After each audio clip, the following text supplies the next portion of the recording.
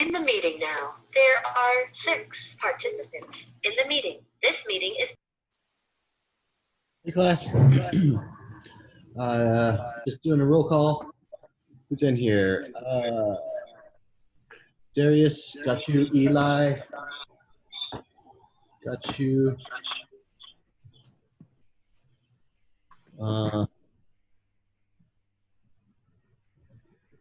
Okay, hi Sydney. Enter your meeting ID, followed by...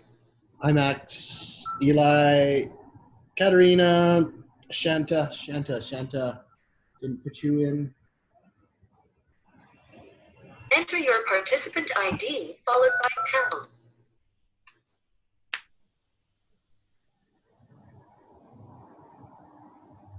Shanta present.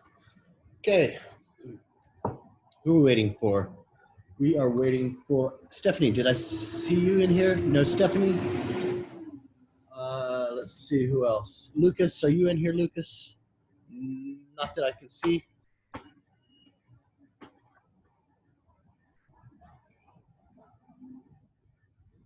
Okay, so who else am I missing? Stephanie, no Stephanie. Stephanie, shout out if you are actually here. Stephanie and Lucas probably come late, a little later. Excuse absence. Tomoya, not yet.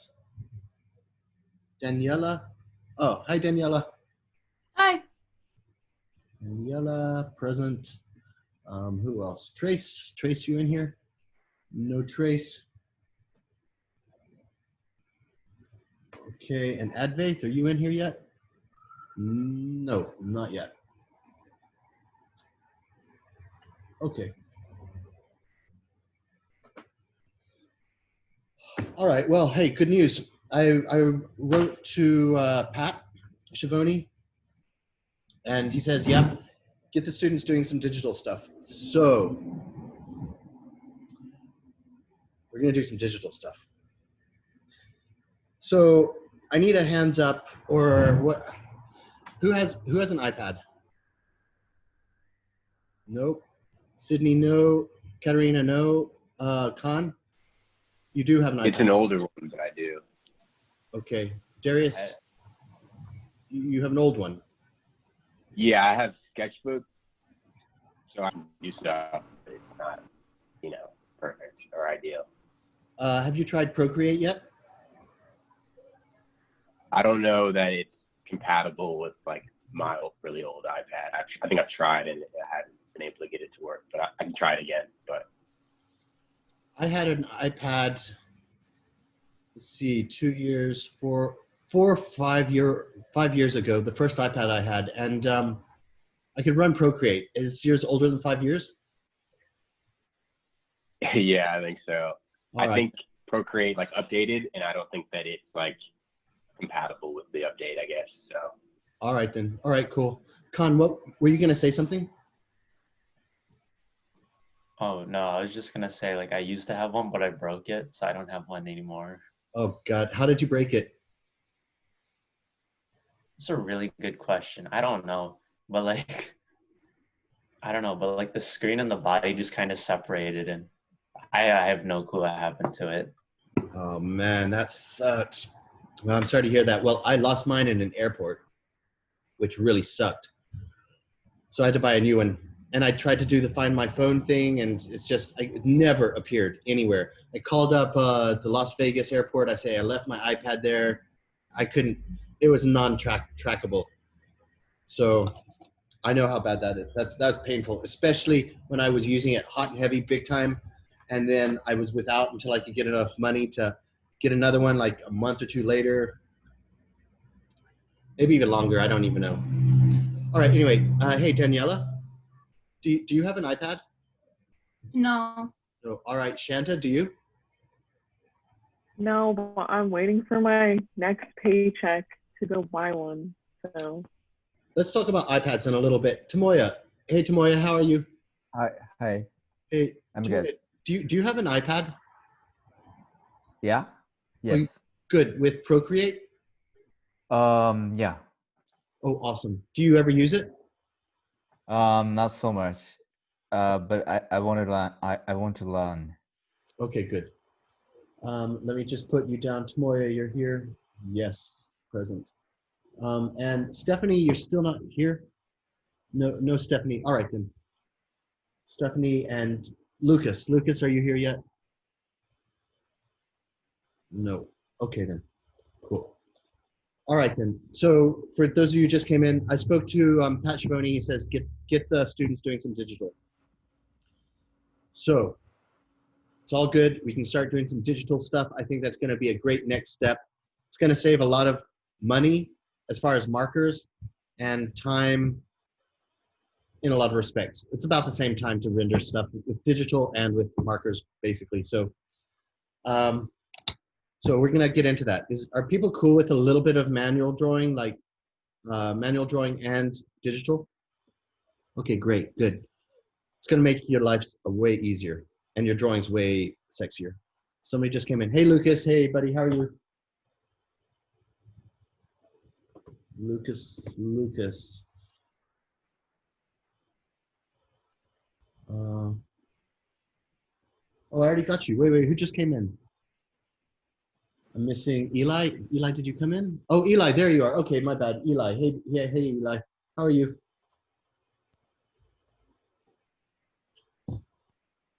All right. Okay. On Tuesdays. Is that I mean, you? I don't have a walk tablet. Is that okay?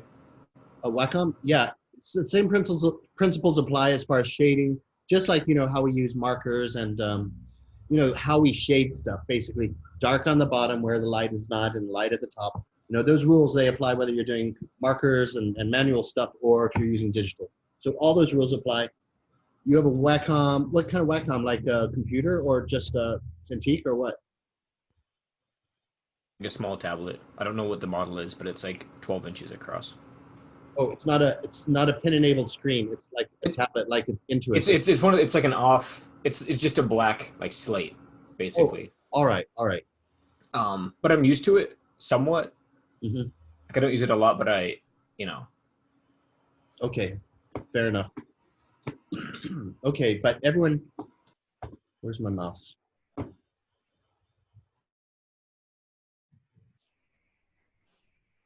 But everyone has a computer, obviously. So do you guys have any pin-enabled stuff like an Intuos or anything, or is it just mouse for you guys, for those of you who don't have iPads and those things? I've got a I cord. have a Surface Book 2. Okay. So my screen actually turns into a tablet when I separate it from the keyboard. Yep. So I have like a full stylus. I also have a Surface Pro 3 from when I first started buying the Surface brand. But I have like Sketchbook on both of those and Photoshop. That's usually what I use. Okay. So, full disclosure, I don't use Sketchbook much anymore because Procreate just kicks its ass completely. So I don't use it, and I'm out of practice. I use it for one thing that Procreate doesn't have. So if I'm trying to get some radial stuff, you know, at the same time you're doing all the lines, you know, that type of thing, the Sketchbook is better. The problem with Sketchbook, you can get like as many as like 17 or like a lot of different I don't know if you want to call them wings or whatever they come out, you know, when you're doing that radial type of drawing. And I really like that. The problem with Procreate is I think they give you like 3 options. You can do like a 3 symmetry, 3 leg symmetry, a 5 leg symmetry, and a 7 leg symmetry. So it's a little awkward. Like if I want to do 5 spoke alloy wheels or something, I can't do it. So I sometimes revert to Sketchbook. But Sketchbook, I don't use it anymore because it's very old fashioned. Like I'll demonstrate a few things why Procreate's amazing, but unfortunately it's only proprietary to the iPad. So they really cornered the Apple market on that one. I mean, it really helps the iPad sales though, I'll tell you. People buy iPads just for this. So I'll find a compromise. I guess the compromise that everyone has is Photoshop. So it's before Christmas. So I don't know if it's possible. If you can get an iPad, it's going to last you easily until the end of semester because you still have 3 years left. And I would strongly encourage it because your work will improve without a doubt. Because Procreate is just such that good of a software or app. So, and I told you the story about me doing a demo with the kids and right before Christmas, and they all ended up getting iPads. And well, anyway, that was so confusing because still not all of the students got iPads. You know, some of them can't afford it, some, you know, for various reasons. And so there was like, it was really awkward because I had like, let's say I had 15 students and maybe 4 of them or 5 of them didn't have an iPad, but all the rest of them, the 10 or 11 of them that did have iPads, they're like, teach us iPad, teach us Procreate. But then the 4 students who didn't have it were like left out. So I had to find a compromise in there somehow. And I did. I think I just did Photoshop. So let me tell you the pros and cons about the iPad and Procreate. I love it for sketching. It is just the best for sketching. It's the same size as a letter size piece of paper. You know, it's this size, so you're used to it. At least I am used to letter size paper, keeping the drawing that size, and it's brilliant for that. But when you got to get to the nitty gritty, then I take it into Photoshop quite often. So I'll do a wonderful sketch. It's great as a first sketch. Very powerful, very great. I'll do that on the iPad, but then I got to start to, you know, fine tune it a little bit. Well, then I'm going to import it into my Mac and I'm going to get into Photoshop and do it like that. So it's not the be all and end all, and it's not going to answer all of your prayers, but it's very, very powerful and very fun and very intuitive. So that's pros and cons of the iPad. All right. I had an iPad question though. Yeah. Because like the computer I had before I came to CS apparently wasn't good enough for CCS's standards. So I had to buy a new computer. So that was like $2,000 out of pocket. Yep. So like, what kind of iPad would I need to buy? Like, what are the specifications needed to like correctly run Procreate with, you know, without it being like all laggy and gross and stuff?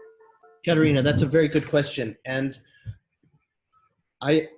full disclosure, I don't have experience with the standard iPad, but apparently I was checking out reviews, and I would encourage you to check out reviews and, you know, type in the word something like, is the standard iPad good for Procreate, and see what they say, the people who with standard iPads, because you can get those standard iPads for under $400. And I would encourage getting the 12-inch, not the 9-inch. Because I like the 12-inch because number one, it's the same size as your sketchbook. And so it's easy to just take with you. It's the same size as a letter pad. And you don't want to run out of space. You do want to fork out the extra $100 or $200 to get the 12-inch. Because, you know, just like when you're sketching in your sketchbook, and you know, when you get to the edge of your sketchbook, you know, down here, it starts to fall off and it's annoying. Well, yes, on the iPad, you can squeeze and pull your drawing over to avoid that. But it's not worth the savings of $100 or $200. I figure you really want that full-size iPad. So that's one thing. Then apparently Procreate works very well on the standard iPad, not the iPad Pro, but apparently it works. And I hope it works well because you want it to work well because you're a high-performance designer and you need high-performance tools. So I would hope it would work well. You're just going to have to Google it a little, check out reviews, watch some videos, and see how they compare.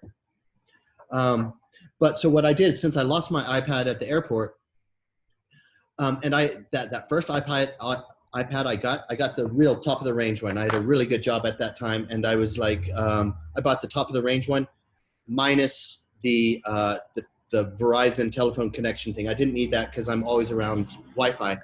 So I didn't get that, but I rammed it up. I had max RAM, and I think that's really the only thing you can maximize and spend money on. And I could never fill up that old iPad with 250 gigs, 265 gigs. I don't remember what it was back in the day. and I never could fill it up. I was like, well, I wasted $1,000 on all that extra RAM. Okay, so I learned my lesson. So when I went and bought my new iPad, I bought an iPad Pro, 12.9 inch, but I went down to the lowest grade of memory. I think it's 64 gigs. Well, now I'm suffering with 64 gigs because I've had to delete apps and things, and I don't do much on the iPad. I draw. Honestly, I don't download videos. I don't download anything really, and I don't know what filled it up. And I think, okay, I know what filled it up, apps. I was trying all these apps, vector apps, 3D modeling apps. I filled it up with apps, trying out all this stuff, and it filled up my memory. So I kind of got annoyed with that. So if you don't, Procreate drawings are really small. If you have 100 layers, it's still very small. It's way smaller than Photoshop files. So you're not going to fill up your iPad with your drawings, but you will fill it up with apps. So I wish I went in between. I wish I got the 128 gig. Maybe I would have gone to the 264 gig because it would have been cheaper then, but I wouldn't go with 64 gigs unless you don't mind having little apps, very few apps. I don't have games. I don't do anything on that. Wait a second. Let me just tell you one little thing. About when I had my first iPad, there was this really popular video game going on called PUBG. It's Public Battlegrounds thing, and so it's actually a phone app, and so it's a video game. It's a first-person shooter where you're like creeping around the village and shooting people, and so and I downloaded the app because it looked really fun and popular, and I put it onto my iPad, and nobody had this app on this game on their iPad. Everyone was on their phone. Right, and so I had it on my app, on my iPad, and I was kicking everyone's ass, and I suck at these games. I was just like, because I could see everything, and so there's a gyroscope or something in the iPad where if you tilt it, you know, it knows you're tilting it just the weeest amount, just fraction. It knows you're tilting it, so I could really like line up everything on my sniper rifle and stuff, and like, I was like kicking ass, and I really sucked at that stuff. And then so they're like, "Damn, dude, you're good." I was like, "All right." Full disclaimer, gamer guys out there hey, Advaith. Full disclosure, guys, I'm using iPad. And they go, "You cheating bastard," and all this stuff. And then, anyway, it was funny. It was funny. I was like, yeah, well, suffer, guys. I'm gonna shoot you next time for just saying that. Anyway, it was so fun. But I don't play games anymore. I don't have any games on my iPad. I got bored of it. Advaith, you're here. Okay. Hey, Advaith. I just joined in. I joined in a little late. I'm sorry. That's cool. Hey, Brook, yes? I just wanted to make sure you saw. I kind of jumped in late. I had a meeting run over. No, Stephanie, I got you. Okay. Just Okay. wanted to make sure. Yeah, and Daniela, are you here? Oh, Daniela, okay, you're here as well. Yeah. Good. All right, everyone's here. Perfect. Okay, super. So anyway, for you that came in late, I'm doing digital stuff. That's the bottom line. That's what I was talking about. All right. So today, I would like to sketch digitally, if you don't mind. I mean, I can draw with a ballpoint pen as usual, get out my camera and all that. Are you cool if I draw digitally? Okay, I'm gonna do it. And I tell you what, I'm gonna jump into my comfort zone, and I'm gonna just be free, and I'm gonna use the app I like. I'm gonna use Procreate and my iPad. I'll share the screen with you. And I'm just gonna show you what this can do. But I don't want you to get disparaged because you might not have an iPad or you might not have Procreate. The same rules apply. You basically know a little bit of Photoshop, and a lot of you also know basic knowledge of Sketchbook, Autodesk Sketchbook. So the same rules apply. I'm going to be using airbrush. I'm going to be using the pens and all that stuff. So you can apply these principles via Photoshop or Sketchbook and stuff. And I just want to kind of show off in a way. I mean, I haven't touched my iPad in like 2 weeks, so I'm a little rusty. And but I'm going to get in there, and I'm going to start the demo now. I'll tell you what I'm doing today. I'm doing a very realistic project. I'm doing a project that is the type of project that you get as a professional designer, and you don't get this project if you're a student. As a student, you know, we get, oh, design a toy or design a hairdryer or design a tool. You know, those are pretty standard stuff, but I'm going to design something that clients come to me with. For example, Bang & Olufsen. Bang & Olufsen come to me. I've worked with them before and stuff. Look, we're putting sound systems in this high-end Audi, okay? And we want to impress Audi so we get their business. There's a few competitors to this high-end audio system, Bang & Olufsen, and honestly, I can't think of others right now, but there are other high-end. So all these high-end brands are competing to get Audi's work, install their stereos into their cars. So it's always like that. It's a rat race. Everyone's competing to get the business. So they do little tricks like, all right, we're just about there. We just about got Audi. Let's do something that's gonna just seal the deal.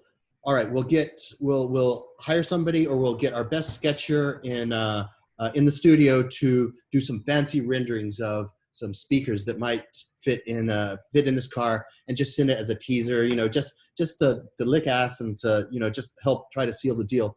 And I get those jobs all the time. And so what I'm going to do today is I'm going to do speakers that would fit in a vehicle, and the usual spaces would be like on the dashboard. You know, there's the two on the dashboard, and then in the doors, something like that. And I'm just going to be free, and I'm just going to draw these.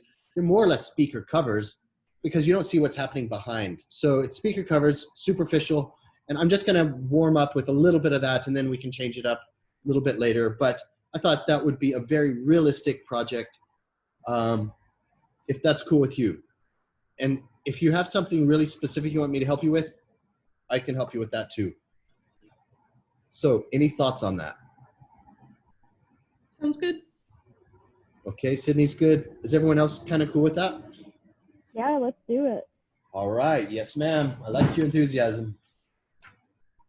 What do they say in some like really war movies?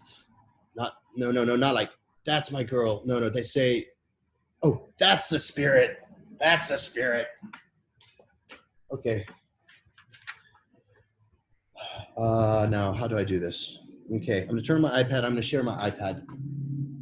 So everyone's good with homework. I checked all of your grades, and I think you all don't have any I's in there, and I means incomplete. You might want to double check. If you have an I in your grades, that means I didn't see your homework or you didn't turn it in. And it's gonna count badly against you, because an I basically is an F. I know that sounds harsh, but an I is, because if I don't get that homework, there's no homework, so it's a 0. So, and then so when I average out so this is midterms, 7 weeks homework, we should have 7 homeworks in there, 6 or 7 anyway. 1 F can, and you might have A's and B's, and then 1 F can like really mess up that whole nice stream. So if you're missing anything, check your grades, send me that work so you don't get penalized, because there's a deadline. I have a deadline next week. Today's Thursday. Next Thursday is my deadline for putting in grades for midterms. And so I have to put them in there. And after I put them on, it's done. I can't do anything about it. So give me your work, send me an email if you're missing something, and so I can make sure it's all good for you guys. Okay, I'm gonna share my iPad.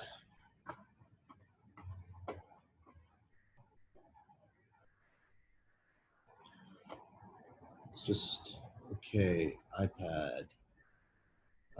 There we go. I'm gonna try something. I can do it with the wire, but I'm gonna try AirPlay. No, I'll just leave it as is. I'll leave it with cables in there. I think it'll be faster. So there, optimize screen share for video clip. Yes, sir. Yes, ma'am. Okay. And share. Take off my record thing. Okay. Sharing is paused. Why is it paused? Okay, great. So you can see my iPad. I hope. Great. So basically how I have my iPad set up is, this is the standard, this right here, this is the standard screen that I think all iPads come with by default, the usual Apple apps. And then so this is my I don't know what this stuff is. I don't know what that stuff is. I don't know what that stuff is. But this is the thing I'm always going to, this particular page, because here's where I have all my apps and all my art related stuff. So for example, Google Drive, I use that constantly to, save my work. Adobe Creative. Well, if you've got an Adobe account, which you do basically through CCS, you can get all of the apps for iPad, which includes Photoshop, which I haven't tried it recently, but it sucked the last time I tried it. I think it's improved now because they're updating it. They're really trying to bring this Photoshop into the iPad nicely, but I haven't given it another chance, to be honest. Now here's Sketchbook, which is very popular for pin-enabled devices. It's popular because I think mostly because it's free. And here's another Sketchbook. And to be honest, this one up here says Express. And I guess that's a reduced version of the normal Sketchbook. And you know how you get into a habit? You get into a habit of like certain tools. You use Photoshop a lot. And that's a problem. I'm in a habit also with Procreate, which is this one right here. So this is Procreate. And so I know all of the shortcuts. Shortcuts, you don't have a keyboard. Your shortcuts are your fingertips. Double tap is undo. Triple tap is like redo. There's a lot of finger things which you use for shortcuts. And Adobe Draw is really nice. It's a vector drawing app, and it's just very, very clean and very minimal. It's very good, but unfortunately, I'm not signed into my Adobe suite, so I cannot access this Creative Cloud or Photoshop right now, or this, but I really don't care because I don't need it. Behance, all this stuff connects to Behance, and this is also Behance. This is how you view your gallery. If you're in an interview, let's just see what it looks like, if it works. Unable to, oh wait, hold on. Unable to install this, keep it. Okay, let me click on it. I don't know if I'm signed in. Unable to install, well, I don't want to uninstall it. Okay, well, maybe it's old. I haven't looked at this for a long time, but the Adobe owns Behance, and it owns, and so therefore it owns Behance, and therefore it also owns this display. This is like a default thing that you download. It's an app that works with Behance, and so if you're in an interview, it's just easy. You don't have to go to Behance and look for your name or whatever. You just go into this display and you can easily share your work. So if I'm about to go into a new client job, then I will definitely have myself signed in and able to get into here so I can quickly show my potential new client my work quickly. And it just is way easier. It's just very streamlined and professional. And then of course, Google Photos, and then Photos in my iPad. So all of this stuff is located in this art page. Oh, and Canon. So I bought a new Canon printer like a couple of years ago, and it's enabled Bluetooth, so I can easily print my drawings from Procreate. I can easily print any of these drawings straight from my iPad, straight onto the computer. So if you're to buy a printer, it's very, very convenient, because otherwise I have to send this. I'd have to send this to my computer, then open it in Photoshop or do something and then send it to my printer. So it just saves a lot of time. Another beautiful thing about the iPad is I can airdrop straight to my Mac, and I can airdrop any drawing. So as I was mentioning earlier, the iPad Procreate is great for doing your initial sketches, and you can do pretty deep stuff, but then there's a point where you're going to want to take it into your computer to really fine tune it. And it's just a simple, all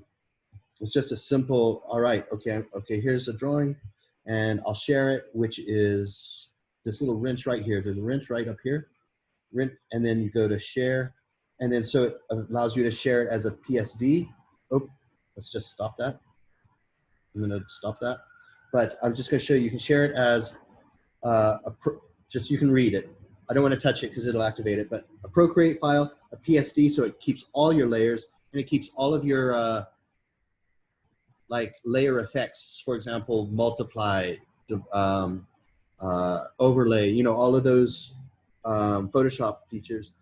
It'll save it as a PDF. It'll save it as a JPEG, PNG, which is transparent background, and TIFF, which is super high quality type stuff. Oopsie, didn't mean that. So you can, so I'm going to export this as a Photoshop file, and I'm going to export it to, I'm going to airdrop it. If you have a Mac, I'm going to airdrop it to, this is my Mac. I'm going to airdrop it to my Mac, and boom, it'll be there in a sec. There it is. It's there on my Mac. Pops up on my screen.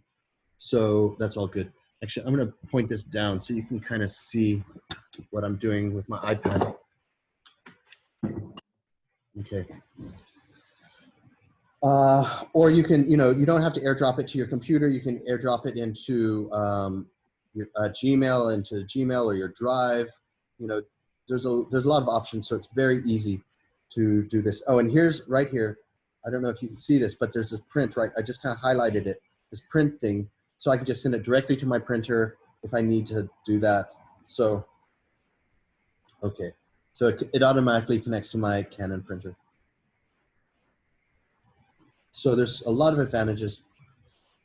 Okie dokie. I could show you some work, but I don't know. Let's see. I mean, there's a lot of kids work on here. I had to help some really young kids, but there's nothing too funky in this. I lost all my drawings. When I lost my iPad, I thought it was backed up, but it wasn't. I lost all my drawings. It was so sad. I was about to go into the bathroom and commit suicide.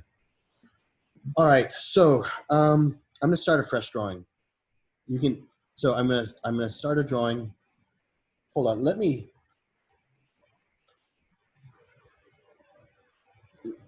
Okay, well, let me show you how I like to work this sucker.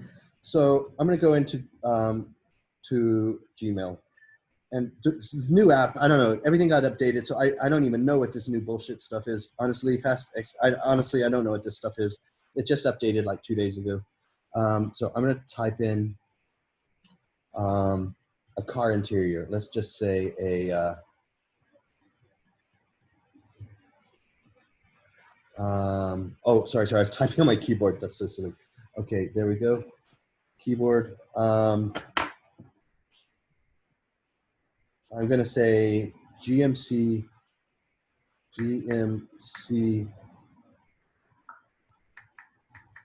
pickup interior.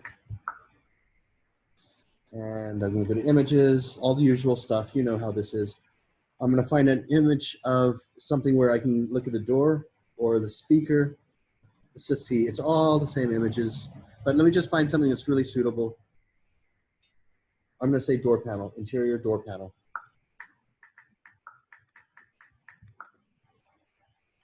And, oh, here's a door. There's some good doors here. I've got some good doors.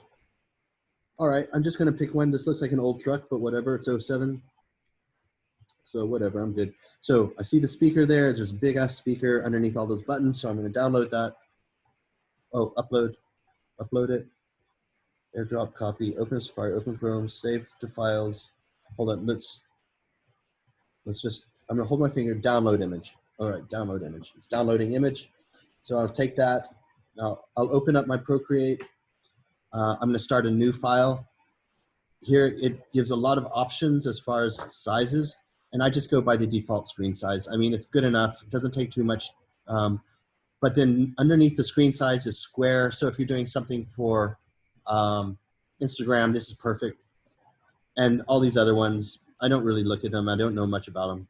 But anyway, I just go with screen size. It's letter size paper, basically. Blank piece of paper. And I could bring in that image. So I could try, but let me just test out let me just show you some of the coolness of this software. Okay, so right here, there's this thing right here. This is how you choose your colors. And I'm just gonna go black for now. No, let's go blue. Let's go kind of like architectural indigo blue. That's kind of indigo bluish right there. A little bit of green in there, that's indigo blue. A little darker, perhaps. Okay, that's indigo blue. I'm gonna put that in. I'm gonna save that as indigo blue into, this is my palette underneath, and I just click on that little thing. Here, I'm gonna do another one. Just wherever you have this thing, you can make a new swatch, which is super easy. You just touch the square and it's there. Anyway, here's my indigo blue. I'm going to click that right there. That's my indigo blue. So let's just test the sketching. Okay, it works. We do a lot of test runs to make sure you're on the right brush. Okay, now something that's really, really great about this. Okay, let's just turn that streamlining down. Auto record. This thing auto records everything you do. Every time you do, anytime you put the pen down, you do a stroke like this, that's one frame in a recording. So if I'm sketching a lot of stuff, each time I do a stroke, it's a new frame. So if I do this, it's like 20 new frames. If I do this, that's one frame. But what happens basically is it records. Here, let me give you a demonstration. Here, I'm clicking on my wrench, which is all the main tools, and video, and time-lapse replay. So it records everything you do, but you can turn that off. But I like to have it on because it can make really fun, entertaining videos for Instagram or demonstrations and stuff like that. Okay, oops, I'm gonna clear all of this. I'm just gonna delete this layer, slide over to the left, clear. Okay, so let me start sketching. Hey, my bad, I need some tunes because I'm gonna get really funky. I'm gonna try to get funky. We'll see if it really happens, but I'm gonna get some tunes going. Oh yeah, I love that song.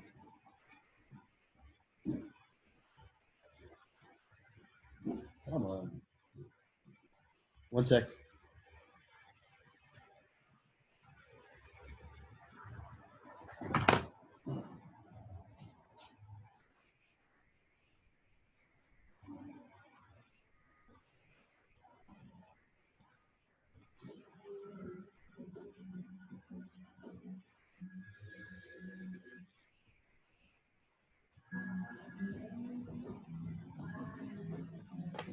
I think I only like the last half of this song. It sounds really not cool right now.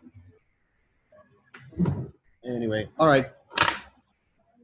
So I'm gonna start sketching some of these speakers. I'm gonna get warmed up and then I might pull off that image I just found and start applying, but I gotta warm up first.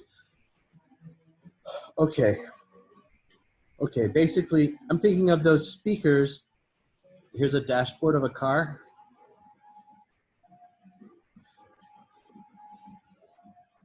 You know, knobs, stereos, smiley faces, steering wheels. Okay, and there's speakers here, and then it comes around.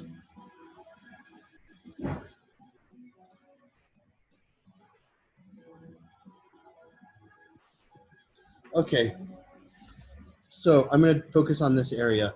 I'm gonna make a new layer, zoom into this little guy. I'll show you how the pixelation is. This is the pixelation on a standard piece of paper that I was showing you. The default screen size, that's the pixelation. So that's what I was talking about. Sometimes you'll do a drawing this big, right? Letter size paper, and then you're doing all your thumbnails, you know, here's a thumbnail, here's a thumbnail, and you'll do thumbnails about this size, fill up the page, and then you'll get into this one, and this one will be really a hot little thumbnail. And then you start say, all right, I like that. You start working it in. You know, you start doing all your like fancy schmancy to it, and then it's pixelated. So that's when I'll take that into Photoshop. I'll take the whole image into Photoshop, cut this out, and then I might you can either cut it out, put it onto a new page in Procreate, or there's various things, but this, I'm just pointing out the limitation. So let me clear all of this. No, I'm not gonna clear all this. I'm just gonna undo. And I'm simply, I wonder if you can see me. Yeah, you can't see me. To undo, just use 2 fingers. And you'll see as each time I press it, it's taking one stroke away, one thing away. So, okay, and that's a habit. You start to get into that habit And then when you start going into like Autodesk Sketchbook, you'll be doing that and it doesn't work. And I forgot yeah, anyway. Okay, wrong color. And another thing, if I want to swap back to that color, I just hold my button down, this color button. I hold it down and it always flips back to your last color. So it's quite convenient. Okay, now what I'm going to do is I'm going to take this drawing, I'll merge down. I click on the layer and I merge it down, and I'm going to just blow up into that area, this area. So I've got that. I don't care about all this other stuff. So I'm going to zoom right in here. I will lose everything that's around. So I do that and it's lost. So let me just try to bring it back. It's lost. I lost everything, but I don't care. Okay, I'm gonna make a new layer and start sketching. So I'm gonna turn this layer down, just like you can do in Photoshop. And all these things I'm showing you, you can do all of this in Photoshop. Merge down.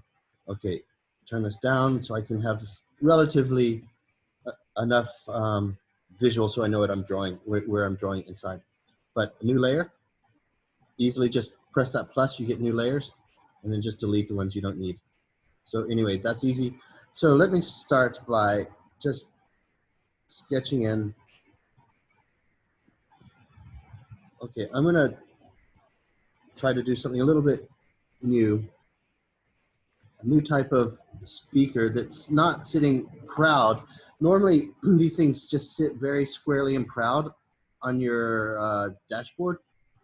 But in this case, I want it to stand a little proud to kind of celebrate that it's there. Nobody ever puts stuff on the dashboard anymore.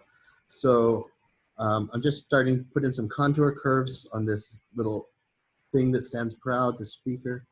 These are contour curves. I'll start fleshing in where the apex of the radii work. There. There. There's going to be a round corner in here. And just the strokes are unbelievably nice. So some people say, do you need a cover, a screen protector? Because right now I don't have a screen protector and it's very slippery. It's very slick. And so when I got my first iPad, I wanted that paper feel. So I got a little bit of a opaque screen protector. And it worked out nice. I was very happy with it. It protected my screen. And on top of that, it had that paper feel. But I'll tell you what, I've learned since then that I don't need it. It was just a bullshit marketing, and I agreed. Everyone was telling us that, oh yeah, if you get all this tactile feel. But what happened was my nibs on my Apple Pencil, they wear out. They wear out very fast when you have that paper effect. And these things you get a pack of 4 for $20. It's not going to break the bank, but you will get through them. And just your luck, you're on your 4th one, you bought a pack, you're on your 4th one, and you've worn it down, and homework is due the next day, and you won't get it in time unless you go to the Apple store. So when I got my new iPad, I decided to not put the screensaver on. My buddy, my really good friend, I can trust him very well. I can trust him a lot. And he says, Brook, I tried it with the paper, and the paper kind of finished, and I also tried it without, and he says, Brook, you don't need that. And so I said, all right, I'll trust you because I know he's trustworthy. It's not just a review on Amazon. So I didn't put a screen protector on, and honestly, it works just fine. And I don't need that screen protector. The screen protectors are real expensive. You'd be surprised. I'm talking expensive, $40. And I don't need to spend that money. Okay, so anyway, this is going to be, so I want the occupant, it sits here. This is the front of the vehicle. This is the windshield of the vehicle. So I want the sound to come to the occupant who's sitting here, the passenger side. I want the sound to hit, so since this is the windshield, up here's all windshield. And so this is the contour curve of the windshield. I want the sound to come off of the speaker, hit the windshield, and bounce back. So that's the theory. That's how they design stereos for cars. They use a windshield as a amphitheater or something like that. So I'm going to try to think about that. This is only for sketches. Let's just get in there and try to put in. Okay, so based on what I was just telling you, I'm going to try to put in some new types of vents instead of the usual perforated, speaker grills. I'm going to try to like direct the sound exactly how I want it. And I'm going to do that by, I'm going to do a massive contour curve session now. So these are vents pointing at me. And then this side is vents pointing at the window.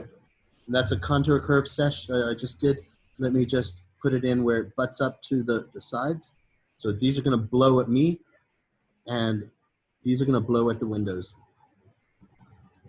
So that's that. I'm going to drop in a shadow under each one of these because I'm pretending the light's coming directly from above.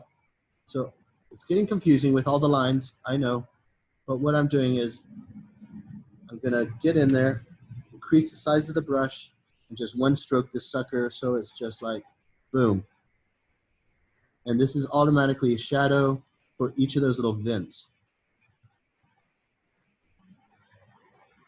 And here's one more. So I've got some vents coming out at me. I'll do a new layer. So now, and I'm going to go a different color. I'll go orange. Now the sound is coming out. Oh, I wanted a nicer orange. Just move away from the dark, move into the lighter side so I get a lighter orange. So now my sound is coming out like this. And then maybe I'm not going to make that too hardcore. Well, I just did make it hardcore, but, and that's where the sound's coming out. And the sound is also coming out of here on this side. And I'll do a little arrow, motion arrow to show how that sound is coming out.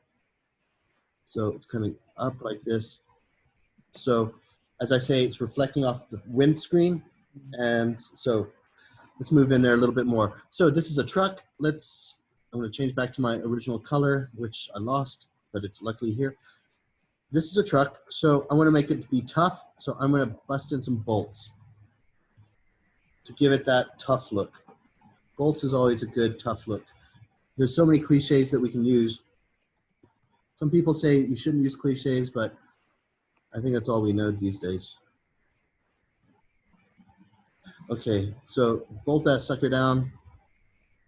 It's not the prettiest, in fact, it's one of the ugliest, but you know what? I'm going to fix that. Since it's already ugly, but it is bolted, I'm going to make a moat around this thing. I'm going to make a moat, but instead of it filled with water, it's going to be filled with sound and bass. So how this is going to be is it's going to be some pillars that come down into, it's bolted in, and then inside here is a, oh, oops, I think I accidentally turned on my eraser. Is going to be like a basement. Let's just call it a basement. And that's totally appropriate because I actually was thinking about it being for base. So that's a lucky stroke. So let me put in some contour curves in there just as a reminder. So it's going to dive in and let me just kind of explore a little bit. Now this is what I'm thinking. I'm going to do a cross section of this. So here's my floor. My speaker is coming out of the, and here's my bolts. So that's the top. Now we know speakers, this is ghosted view. This is how I design. When I'm designing, I think about stuff and I do these little side diagrams to figure out how stuff works. There's a bass and here's a tweeter. So side view, and then there's a cavern in here, which I was trying to draw in here. This is called the basement. I've just made that name up. The basement is in here. So what happens is, the sound obviously comes out of the speaker as per usual, but bass works differently. Yes, you get bass that comes out of the top, but a lot of the bass comes from below. And what it does is it goes into the chambers and then it comes out. And that's why when you see speakers, so here's a speaker, the bass is at the bottom because it's a heavy driver. You want the weight at the bottom. And then, you know, this is just very classic old school speaker. And then mid-range, tweeter, and then up here, there's a bass escape. And so what happens is the bass is here, and what it does is it reverberates inside the box, and then it bounces outside the box, and it bounces all inside that box, and then out of the hole, it comes out. And it helps make it richer. It's just like a trumpet or a trombone or a baritone, any of those instruments. There's a reason why there's a small mouthpiece, and then there's feet and feet of tubing going in there, and it gets wider and wider as it goes because it amplifies the sound as it does that. I don't know why, but it does. The same thing with bass. So anyway, this is my thinking about how this thing is, and there's a basement in there. Okay, so basement. So now I've got bass coming out of here. I've got bass coming out of here, out of the basement, and out of here. Okay. Anyway, pretty crappy sketch, but at least I'm thinking. Okay, if I wanted to, you're going to start reducing layers. But if I want to, and I'm like really working on something hot right here, let me just. Okay, damn it, I've run out of paper. Not a worry. What we do is go in here, canvas, crop and resize. And so what you can do is you can add little extras. You know, as you run out of paper, you can add extra. But notice, as I am increasing and decreasing the paper size, up at the top, you see it says 82 layers available. So I can do 82 layers with this size. But when I start getting it larger, I'm reduced to 56 layers. So just a minor thing to think about. Just a minor thing to think about as you work. Anyway, so I've extended it. Let me just erase all this junk. Okay, now I'm gonna show you some very, very cool stuff. Now this is another thing where Procreate wins over Autodesk. Now, and you Autodesk sketchbook users, you're gonna know exactly what I'm talking about. So let's just see, I'm gonna do another concept.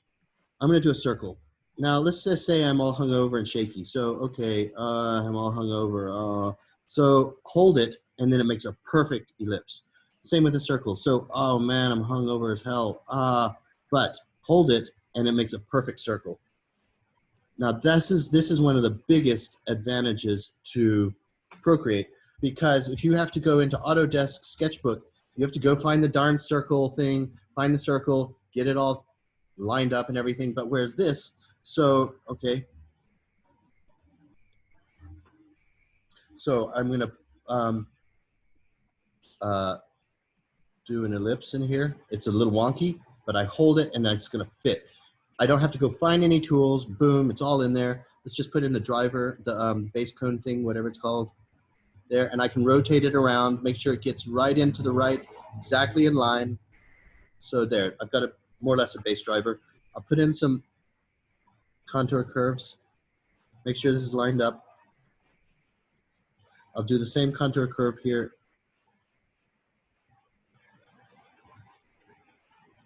Okay, there we go.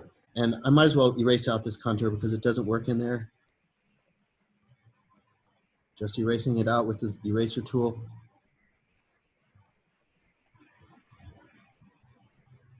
Okay, so I've got contours. Let's go a little further. Let's start adding some bevels. And I'm not breaking the mold in terms of styling yet. I'm just warming up. Let's just see how those beautiful strokes just stroke in there. So nice. Okay. Okay, so that circle is a major big deal. The same also applies to shitty squares. Hold it, and it will straighten everything up. Now this is the killer. You're doing long strokes, right? You're doing long strokes. You're trying to do a perspective. Well, you do a crappy stroke, hold your pen, and it just automatically straightens. You know, so, okay, oh, I screwed up. No problem, hold it. Oh, okay, Mike got it. I didn't expect that. Okay, well, anyway, so shitty line, boom, straight. So I can get everything lined up really tightly. So that straight line tool is phenomenal. And that's another thing that Sketchbook is horrible at, because you have to pull off the stupid ruler, line it up. It's like a 2-minute operation, and then finally you can get your straight line. Anyway, so let's keep going. Okay, I'm building this speaker up. Let me turn down its volume, or let's just say its opacity. So now I can draw on top of it a little bit better. It's kind of like an underlay now. So now I can get in there and start building on top. So, oopsie, and let's do that again. I accidentally undid. So let's start building on top of that. I'm gonna make a new layer on top so I can start fresh. I'll use that as a base, and let me start coming up with some ideas about like how this speaker could look. So what I'm doing right now is drawing bass ports where the bass and the sound can come out without following those cliche speaker grills, you know, the perforations and whatever. You know, that's old, so let's try to avoid that. That's why they're hiring me. Because I did lots of acid when I was younger. So it just broke all those filters away. By the way, that's a joke. A little bit. Okay, so anyway, let's just get in there and just start fleshing this thing out a little bit. And in here, I'll throw in some bolts.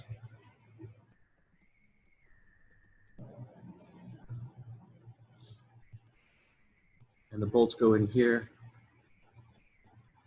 Okay, I'll put in some contours. See, this is the way ahead, honestly. This is honestly the way ahead. And I don't even work for Apple. Oh, I should work for Apple. Okay, anyway, let's just keep going.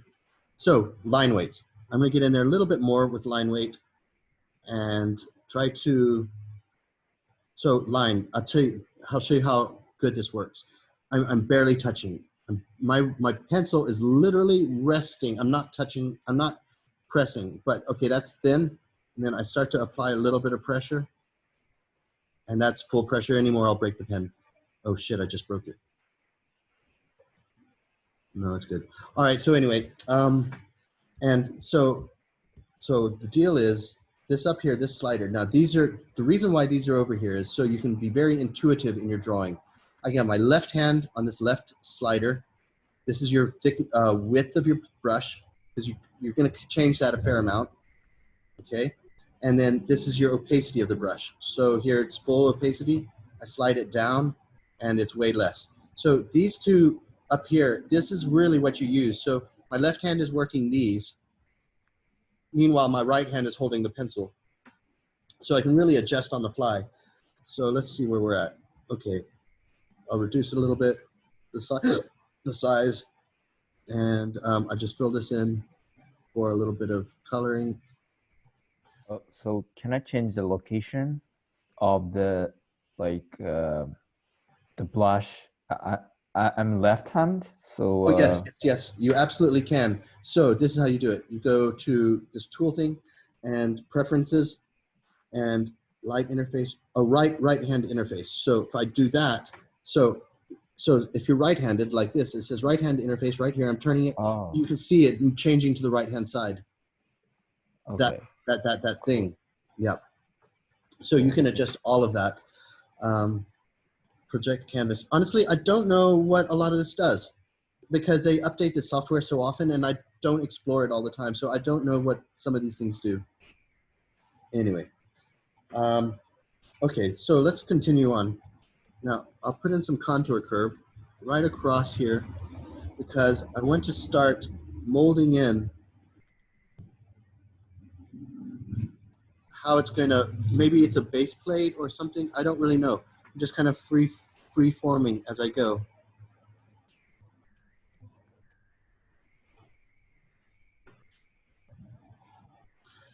Okay, so now I'm gonna start putting in some more contour curves because I'm gonna start putting in, hold on. Now here's another tool that I'm running into. Notice how my line is a little bit wobbly in here. Well, I don't like that. So what you can do is adjust the streamlining. And so what I do is I go to my brush. This is my brush. Studio Pen's my favorite. It's very easy and universal and very digital as well.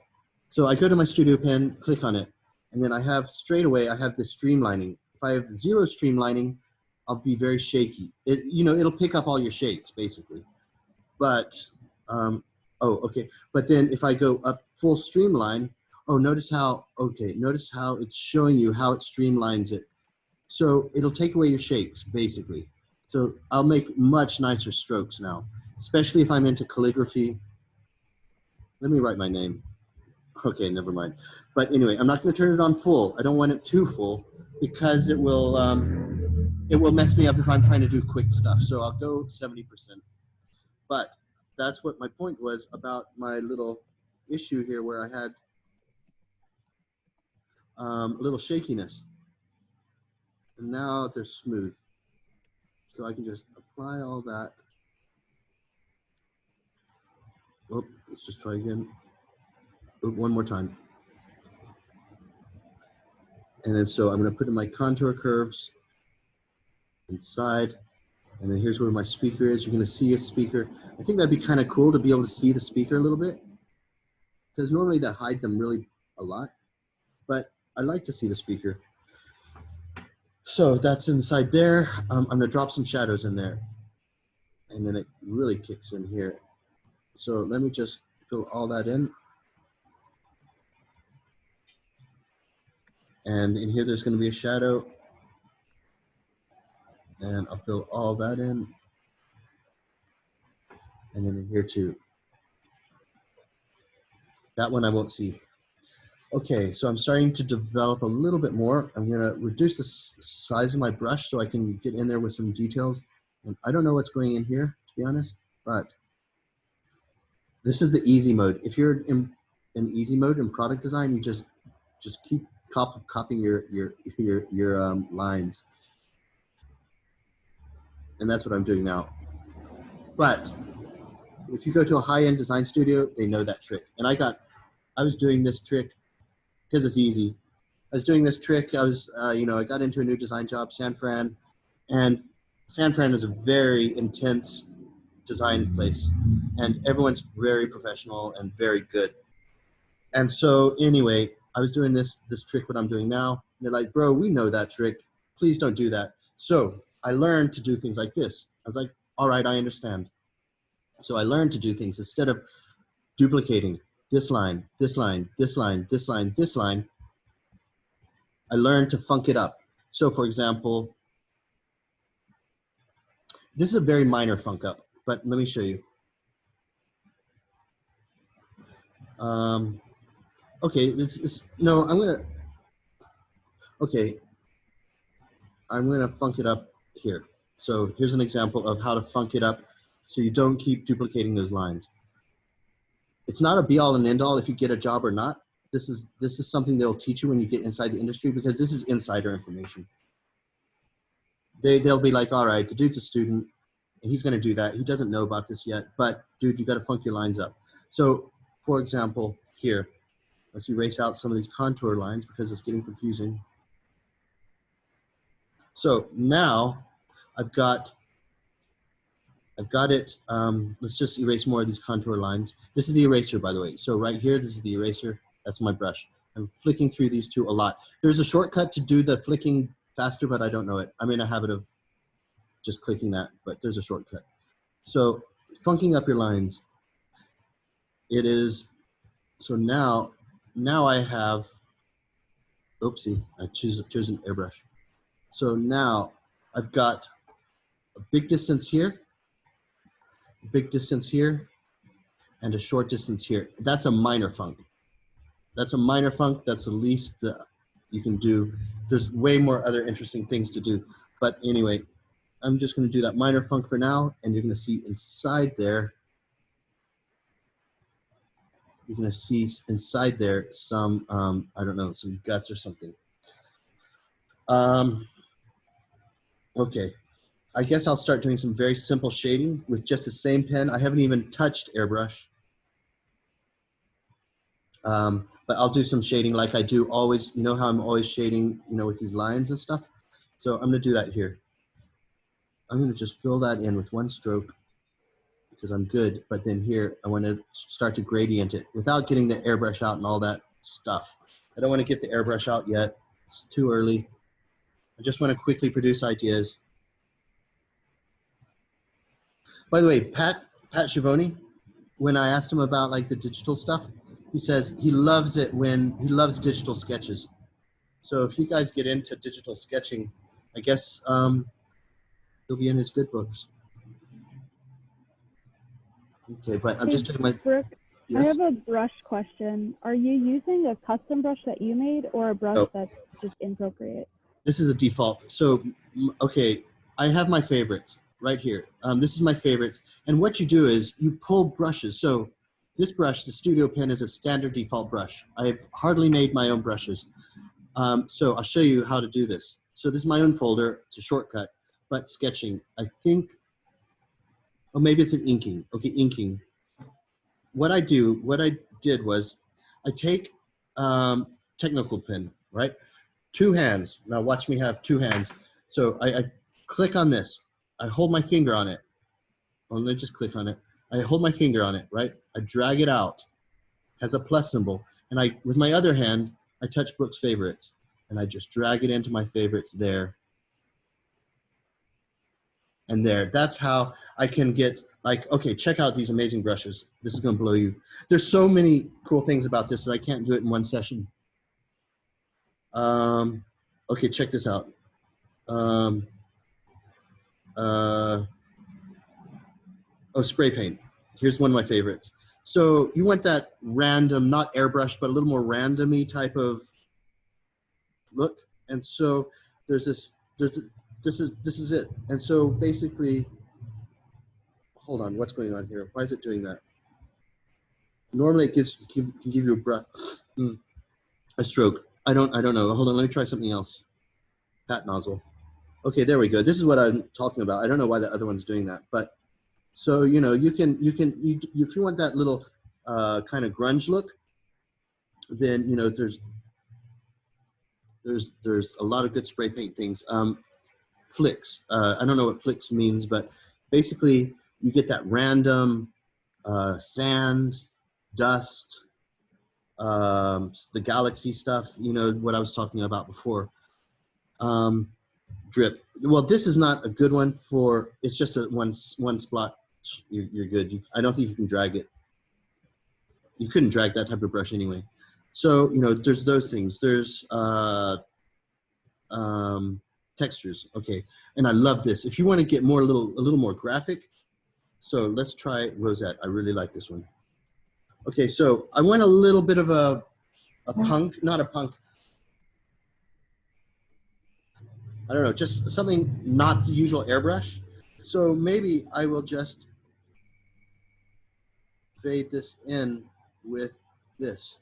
Oh wow, it gives it the cliche speaker look. Great, that's exactly what I didn't want. By the way, let me get a new brush, but let me just show you how you can like use some of this stuff to freshen up your work and be different from everyone else. So it's just, now it really looks like a damn speaker. I was trying to avoid that, but just to show you. And I'm gonna erase out where I don't want it. Super easy. Increase the size of that brush so I can cover more ground. I'll just do it all around here.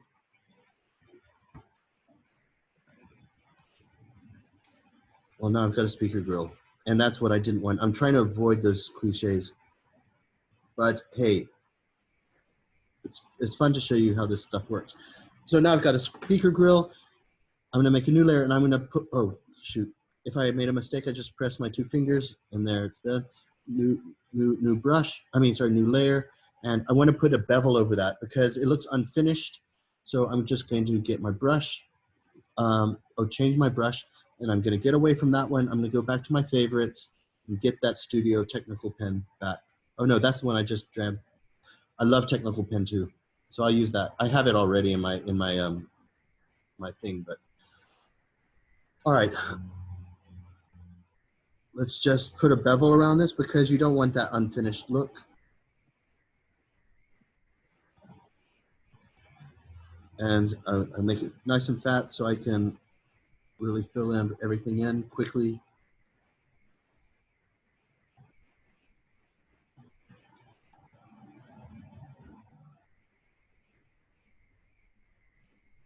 So now I have that, and you know what? I'm gonna go new layer. I add a new layer for everything because I sometimes feel like I might be messing up or something. So I'm gonna go in here and I'm gonna put bolts in this too.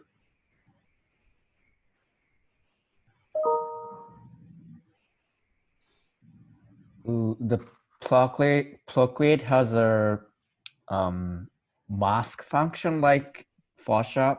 Yep, it does. So let me tell you how that works. So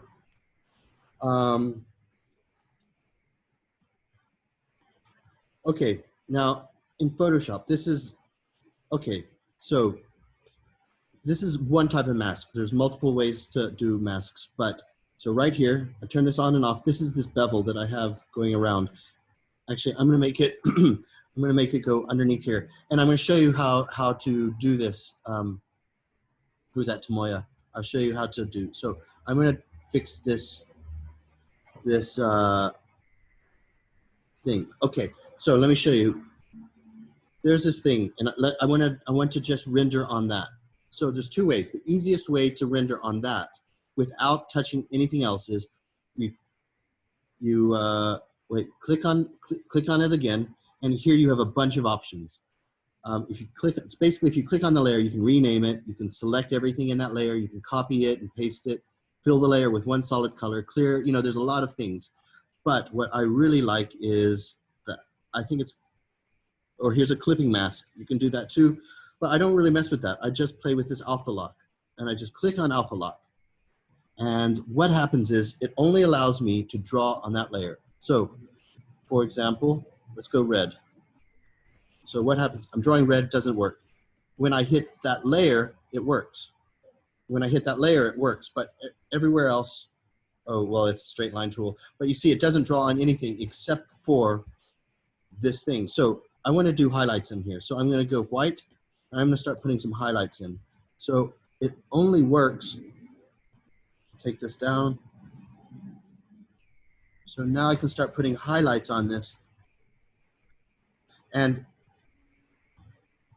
oh, and I can bring it all the way down, and it's not going to touch my other layers.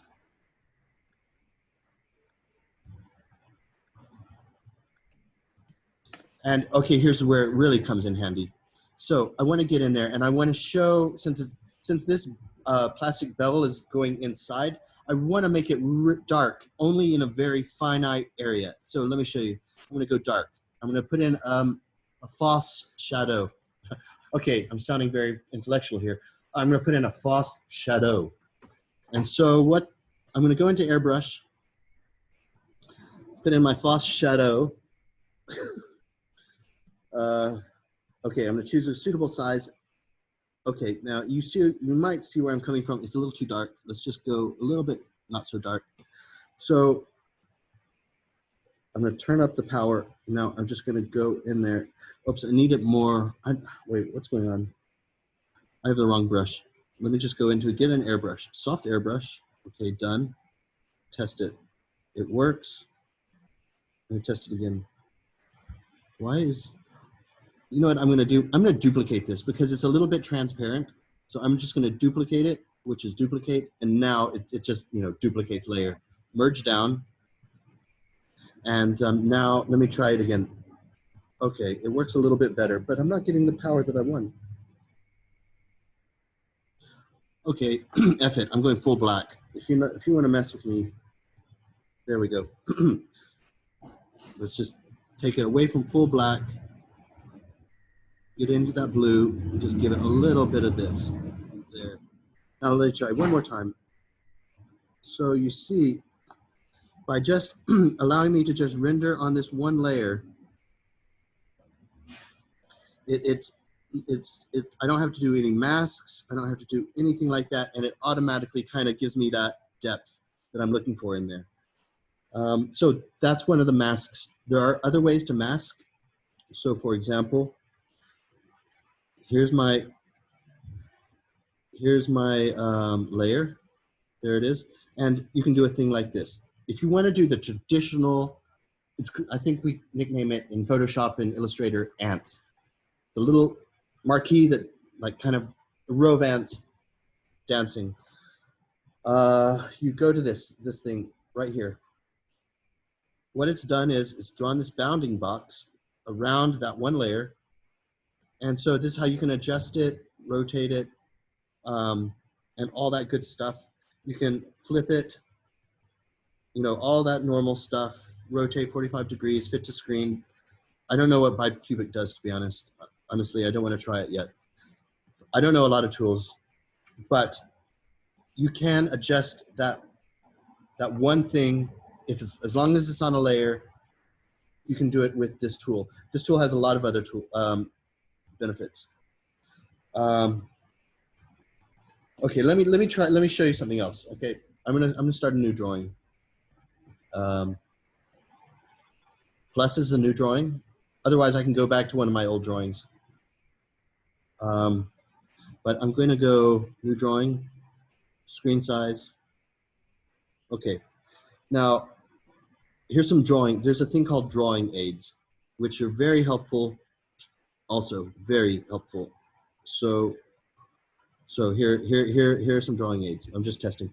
You go to this wrench, and you go to Canvas, drawing guide. Click on drawing guide, and then so it gives you certain things. So it's giving me a grid here, edit drawing guide. So I go to edit drawing guide. Right now it's a grid, okay? Grid is a grid, who cares? Asymmetric. If you want asymmetric, where you're drawing like, you know, asymmetrical shapes based off this, it will draw that. But let me really show you what this perspective does. And I use this for really hardcore drawings. Okay, wait, I need to set it up a little bit. Opacity. Oh, okay, so perspective. Wherever I click it, that's a 1-point perspective. So everything's gonna be dashing into that 1 point. Well, let's just move that over. Let's make a 2-point perspective. So I have 2-point perspective now. And so you can see that I've got a perspective grid in there. And this is super, super useful. I can adjust it. I want a cityscape. And if you want a 3-point perspective, hold on, let's just go high. Let's go 3-point perspective. And now you get 3-point perspective. Oh, and that's another thing I forgot to mention. If you got to get off the page, you can get off the page with these perspective. If you're talking like some crazy perspective where it's way off the page, you can do that. I don't think there's 4 perspective points, but at least I got 3. Okay, now I'll show you how the drawing aid works. Okay, there it is. Here's my drawing aid. Let me try to draw something. So what you do is, I can either use that as a rough guide. So I'll just show you rough guide without using the aid. I'm just using the visual of the grid, which is super helpful. Just this alone is good. But so now I've got like a 3D shape here, and all I'm doing is I'm just following these perspectives here. I'm following these perspectives and these perspectives. So it's very good for that. But if you turn on the assist, so right here, I've got this new layer, and I click on this and I say drawing assist, turn on drawing assist. I click on that. Now it says assisted on this layer thing. It says assisted. So now what happens is each time I draw something, it's going to follow the perspective. So let's say I want to make this nice. There, and it's perfectly working with, it's forcing it. It's forcing the perspective. You see, I got perspective wrong right there. And I got perspective wrong there. Damn. There. And then I'm going to join these two guys up. And so it just is very good if you have to get something down really hot and heavy. Let's just put in a little shadow in here on this thing. But it becomes a pain in the butt also. Because you cannot deviate. So what you have to do is you can set up all of the shortcuts you want. This little button right here, there's this little button right here, right here. There's a button right here. And so by default, what it is it's your eyedropper. Go here, I want this color. And so it'll choose that color. Eyedropper, you move it over here, and it'll choose your colors basically wherever you pick. But you can modify this so you can turn off this drawing assist, which is a pain. It can be a pain. It's a blessing and it's a curse at the same time. So what you have to do to turn that darn thing off is, it's not too bad, but you just have to go into your layers, click on that, and turn off drawing assist. So what I do is I draw assist everything I need when I'm doing hardcore perspective, and then turn it off, and then I start sketching freely. So that's a brilliant thing. Okay, I'll show you another brilliant thing. Delete, clear, okay, clear. I'm gonna go back to the drawing assist tools. So canvas, drawing guide, edit drawing. So instead of perspective, let's go symmetry. This is what I normally I prefer in Autodesk Sketchbook, but it's also a pain in the ass. This is way easier, but the thing is we're limited. So I'm going to symmetry. And what happens is I can't demonstrate on it right now, but I go to options, and then it can say vertical or horizontal. That's obvious. Quadrant or radial, that's the only options. I either have 4, 1, 2, 3, 4 arms, if you call them that, or radial, 1, 2, 3, 4, 5, 6, 7, or 8. And so it's you don't have the options that I wish you did. But anyway, I'm sure you all done. I'm sure you know all of this stuff. I mean, from other apps. But it's really fun. It's really great if you're doing wheels. And then you can stop it from doing this. So let's go back to drawing assist, edit drawing guide, symmetry options.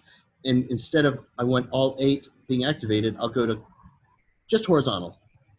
Okay, so now I'm still on that same drawing. Oh, sorry. Still on that same drawing, but I'm just doing the horizontal stuff. Oh, wait a sec. Oh, I didn't drawing assist. Huh, why is it not working? Oh, it's because it's up and down horizontal. Okay. Well, let me go back to edit. The wrench, canvas, edit drawing guide, symmetry, options, horizontal, vertical. So this is what I wanted. I wanted radiation.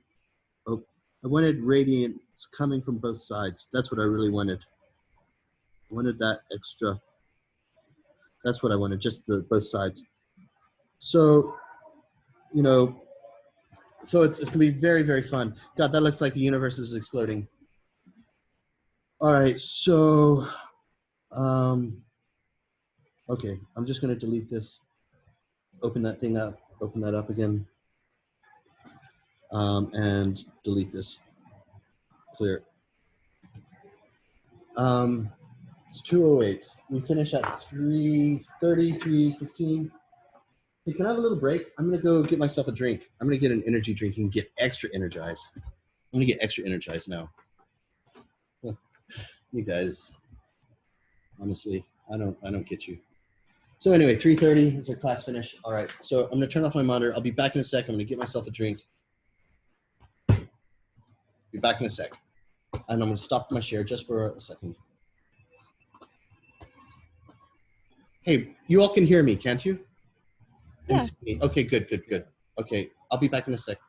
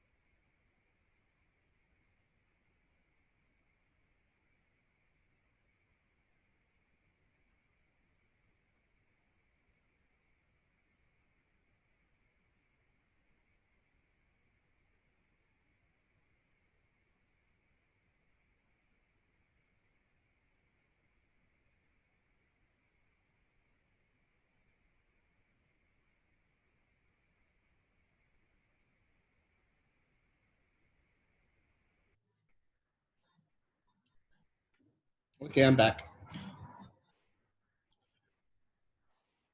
So,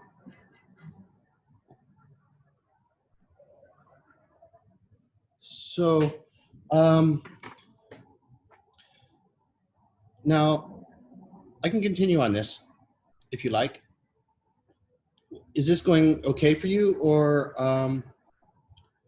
I really don't want to jump in. I'll be a stuttering mess if I go into Autodesk. But let me give you an example of Autodesk. Autodesk Sketchbook. Oh, let me share screen.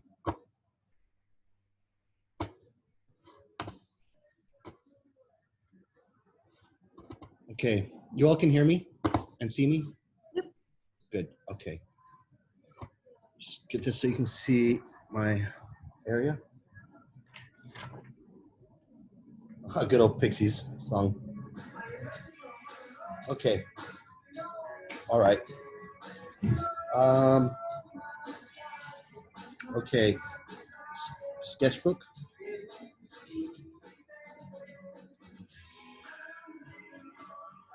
Sorry. Okay, I'll start a new one. I think it's up here. New sketch, save this one, yes, create 2000 by 2000, I'm fine with that, cool, save current. Look at all these steps I have to do. Save current sketch, yeah. I don't even know what that was. I think it was a rim design, starting anyway. Okay, my favorite, I like to sketch with pencil, and so we're on Autodesk now. We just test. It works, I mean, it has a great flow. Oh, undo is, now I have to click this damn thing. I'm sure there's a shortcut, but I don't remember what it is. But let's try another speakery thing. Oh, I can't rotate it. God. And don't tell me, I know, Katerina, you could probably tell me. Is this it? Oh, yeah, okay. There. I gotta select the darn freaking thing. Unless there's a shortcut, I'm sure there's a shortcut, but it's Yeah, just. Autodesk is just really annoying in general. I mainly use Photoshop, to be honest. Yeah, okay. Well, let's, I mean, it's good. It's good, and you can get some really nice stuff out of it, for sure. But I just find it doesn't have the shortcuts, which I'm desperate for when I'm doing speed stuff. Oh, I can't spin it again. I'm now having to spin my iPad. But still, I guess there's a point here. You need to be able to draw to begin with on paper. And I think that's what I guess that's what Vincenzo wanted me to focus on for drawing on paper, because just because you have an iPad does not mean it's going to make you draw better. And so, and I guess that's kind of what, okay, let's just get in there. So just add a few little details. I've got to rotate my iPad now. Brushes feel good. Feels good. I have to admit, feels good. Let's put in some, okay, you know I was telling you about an amateur, a person straight out of school is going to be doing this. Just copying these lines constantly around. It looks good, but it's not the high-end design firm you're going to get hired at. They won't handle that. So this is how to funk it up even more. So I'm going to just undo with this undo button up here. I can't use my fingers, but I can use this button up here on the top left, and I'm just undoing. Okay, so an example of how to be a higher end designer. So to funk up the lines, this is an example. So yes, do a couple of lines that do follow the form. It's cool to do a couple, but then you got to start getting some funk in there, like,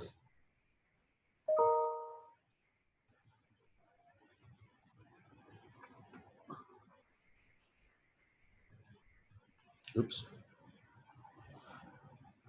I'm still following the lines, but I'm giving it some sort of asymmetrical funk, I guess. So this is not even a very good example. But it's okay now. Where's the damn eraser? I have to click over here for the damn eraser, but I guess you have to do that over with the other software too. Anyway, I'll erase out that, go back to my pencil. But that's an example of how you somehow add more interest into the design without just duplicating lines. And now I can duplicate a little bit more, but I've got the main line going around here. Let's add a little extra depth underneath that piece and underneath this piece. So, and I'll put some contour curve in there, dives down. I'm gonna erase out, where's the eraser? I hit the eraser, I'll cut that contour out and out there and here. And I'll go back to my drawing. Now I can get in those contour lines. It dives here. Oops, I'm not out of the eraser yet. There, I'm into the pencil, down, and then, I don't know, this contour line goes down here. And then here, this contour line will go down here. This one should go here, and this one's gonna go down there. And down here, I'm gonna put in a hidden basement. That's patented. That's copyright, by the way. You cannot use the basement description because I made that up. So anyway, here's the basement. There's the basement, and here you can see a little bit of the basement, but not much. Millimeters matter. And now I'll start filling that in. Okay, so this drawing is actually looking better than my other drawings, and I'll tell you why. It's not because of software, it's because I'm warmed up now. And so I could easily just fill that in with, oh God, I gotta spin this stupid thing. I could fill it in with a solid color, but I'm in sketch mode. I don't want to have to change the tools all the time, and it looks sketchier by filling it in this way, and it's faster. But I can actually make it look much more photorealistic. Let's just put this in. Just start filling that in a little bit. Just making everything a little bit more hard-edged in certain areas, just to pop things off. And so, like I'm demonstrating a lot, bring off those lines that are close to you, but the core concept still works. So I do my core in here and just fade that off. Same in here, fade that off.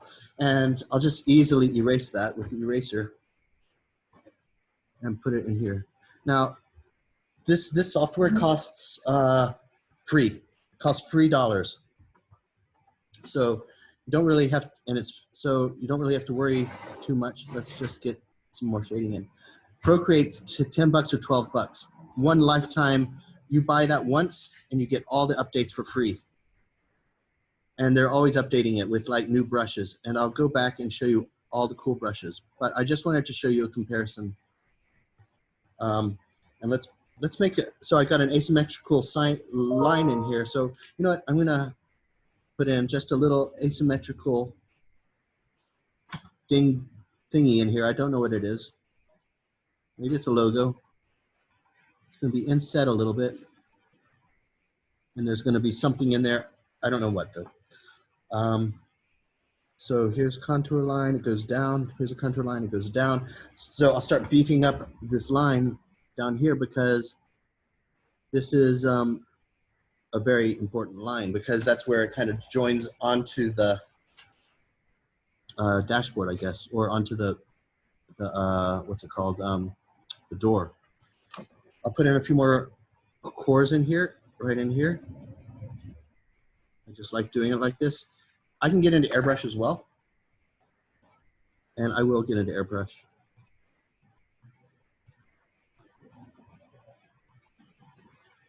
So, you know, it all works the same as drawing with a pen, and let's just put in these contour lines. Okay, well, there we go. There's something. Now, I don't really want to demonstrate this much more unless you want me to, because here's their perspective tool. And this thing is the maddest pain in the butt ever. Look at all these little weird things you have to, oh God, screw this. Honestly, I'm not even going there. Oh, another thing, you have to press record. You want to record your actions in this? you have to remember this. You have to remember to press that. Whereas with Procreate, it by default records everything, which is so nice because you don't remember to record this. Honestly, you never record it. And halfway through drawing, it's like, oh, damn it, I should have recorded that because it came out really nice. But you don't think of doing that. Oh, here's a symmetry. Oh, check this out. I can turn that thing off. I want a straight line. Okay, well, it doesn't work. I hold my pen, it does not turn straight. This is how you get a straight line in Sketchbook. You select this ruler right there. You move the ruler up with your fingers, and it's quite fidgety. It's hard to keep it straight, but I guess there's a secret. So there, and now I finally can make a straight line, and now I can draw my line. I need another line. Okay. Oh shoot, it's not straight. All right. It's just fidgety. Oh, you have to use two fingers. I remember. One here, and now you can have more control. But even then, it clicks into place. There. Take your hands off very carefully. Now I can get some somewhat parallel line. So that's a pain in the butt. I want a line going up and down. Okay, fine. And I want to move it over. Oh shoot! It didn't undo. All right. Okay. So anyway, the ruler sucks. I don't even know what this thing does. This French curve. Well, this is actually pretty cool. I never knew about this. Well, actually, I have to submit that is actually pretty cool. All right, fair enough. And this protractor, I don't know what it does. Ellipse. Oh, ellipse. Oh God, ellipse. So here's the freaking ellipse. All right, now this is the most annoying thing ever. There, I want to put an ellipse in the middle. All right, so come on, get in there. It's in there. Now I have to start. Not that. Oh, now I can make it wider with these two things. And so now I can get it in there. Sure. There. Now I'll trace it in. So I've got my ellipse in there. But anyway, it's way not cool. Oh, now this is the best thing of this software. Let's just turn off that, right here, you turn it off. I'm gonna turn off that layer, make a new layer. And the symmetry tool is actually cool. Just turn off this. So now I've got to turn off the ellipse tool. So it's just not as, come on, turn off. Okay, there. So symmetry. So up and down symmetry is what it is. We understand that. Undo. This obviously it's a four thing, I guess. Undo. But this is what I really like. This thing here, I click on this one right there. I'm doing it on and off. And then I can increase how many radials I want. And I can go up to 16, 15. I can do everything. And so I can really make some very interesting wheels now. I can really, you know, do some cool wheels. I can put bolts in. And I can do circles. I can do, you know, so this is actually a nice tool that we don't have yet. Some bolts. Let's put in a disc brake. Let's put in holes for vented discs. So, oh, let's put in some treads. So I like this for the treads around the tire. Maybe there's a little kicker on every other one, and let's just put that tire, goes around. Okay, so anyway, this is a cool tool, and I'm not debating that one. That one's definitely cool. But everything else is more or less the same. You've got your different pens. You think you can move this out of the way. Oh, and how you adjust the width and you slide it sideways. So this is saturation, so this makes it more colorful. I don't know. And then, okay, so the pen tool. Size, I can increase the size. So now it should be real fat. And then you do it left and right to increase the size, right? But you go up and down, hold on. You go up and down to increase the opacity. So here's full blast opacity. And then I just slide down and the opacity goes down. And there I get a lighter opacity. It's just not fast enough. So if you don't mind, I'm gonna get out of here. I'm just gonna shut this thing down. There, and then iPad, so these are all my apps that are open. Just flick it off and it goes away. I'll go back to my Procreate and start enjoying again. All right, gallery. New drawing. Well, I'll continue this. I hate the white pages on here. So here's some sketches that I did in just for wheels, just with Procreate. So I use that. This has. Let me make a new layer. And let's go red. So anyway, this has 1, 2, 3, 4, 5, 6, 7, 8. That's your maximum number of symmetry. And I'll show you how this works. Gallery. I'm gonna make a new drawing. Okay, and then the symmetry tool. If I wanted to do wheels or something, I'd go into here. I'd go into the wrench where it has all of these guys. This one here is very good, and this one's very good too. But I haven't even touched it yet. But anyway, drawing guide, edit drawing guide, isometric. No, sorry, symmetry. And I'm going to go to options, and now I can choose radial, which is the most I can do. 8 spikes. And so I already showed you that. Turn off this drawing guide. Oh, I'm going to turn it off here. Okay. Okay, I'm just going to let the flow happen. I'm just going to draw something, and just as things arise that I need, I will show you how I'm going to do it. So I'll choose a different brush. Instead of one of my favorite studio brushes, there's other really fun brushes. If you want that architectural look, gel pen. So it's uncontrollable. I don't know how it works, but it looks cool. So it bleeds at the beginning, and it's kind of cool for, oops, three buttons, three fingers is a redo and not undo. So let's just try to draw a speaker with this thing. Another one of my speaker things. Yeah, well, it's, as I say, it's uncontrollable. But hey, let's just see what I can do with it. Because sometimes this uncontrollable stuff is kind of cool. But then, so why couldn't I? Maybe, okay, something about the Apple Pencil is it's tilt sensitive. You can turn it on and off, and it does different things as you tilt, just like a paintbrush. So it's like a Photoshop thing. They have the same tools in Photoshop, but this gel pen kind of gives a new type of look to things. And okay, let's just make a real ellipse. Way easier there. And let's put in some contour curves. I don't know why it's making such harsh ones, but, and let's do that. But it does have some cool looks. Let me see if I go slow. It doesn't do anything. Let's see what happens if I don't know why it does this. Anyway, maybe this is not the best brush to demonstrate. Let's try another brush. But it's got something. I kind of like it sometimes if I'm trying to do something a little abstracty. It gives you unexpected things which can create happy accidents, which we all like. Okay, and anyway, let's see what happens if I give it a core.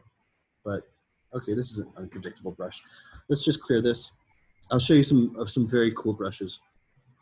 What am I doing? Oh, I'm gonna clear. Now, okay, I'll show you some very interesting ones.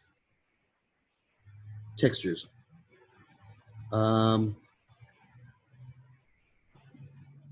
right, let's just try grunge. I don't know what it does. Okay, grunge, whatever. You know, you get all these brushes, but hold on, wait a sec. I'm not finished. I've got some stuff to show you. Abstract. Elements. This is one thing I want to show you. Ocean. Okay, let's try this. So it can give you water. To really give you a realistic water effect. That's one of the brushes. I don't use it much because I don't really draw water much. Clear, but there's other things. Clouds, smoky. No. Okay, you can get in some clouds. So it can give you realistic clouds for backgrounds. If you need that. You can adjust these clouds, by the way. You can adjust all of these brushes. Rain, ocean, driven snow. So you can get a snowy effect. Okay, whatever. But I have some surprises for you. Flames, this is good. Let's choose orange.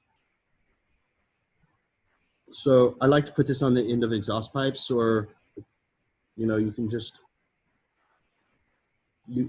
somebody wanted how to do a candle. And so depending on, notice how, as I rotate my pen, notice how it adjusts things. So that looks like a top view of an atomic explosion.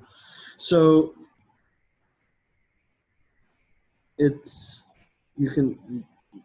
well, I just want to see what it looks like pure.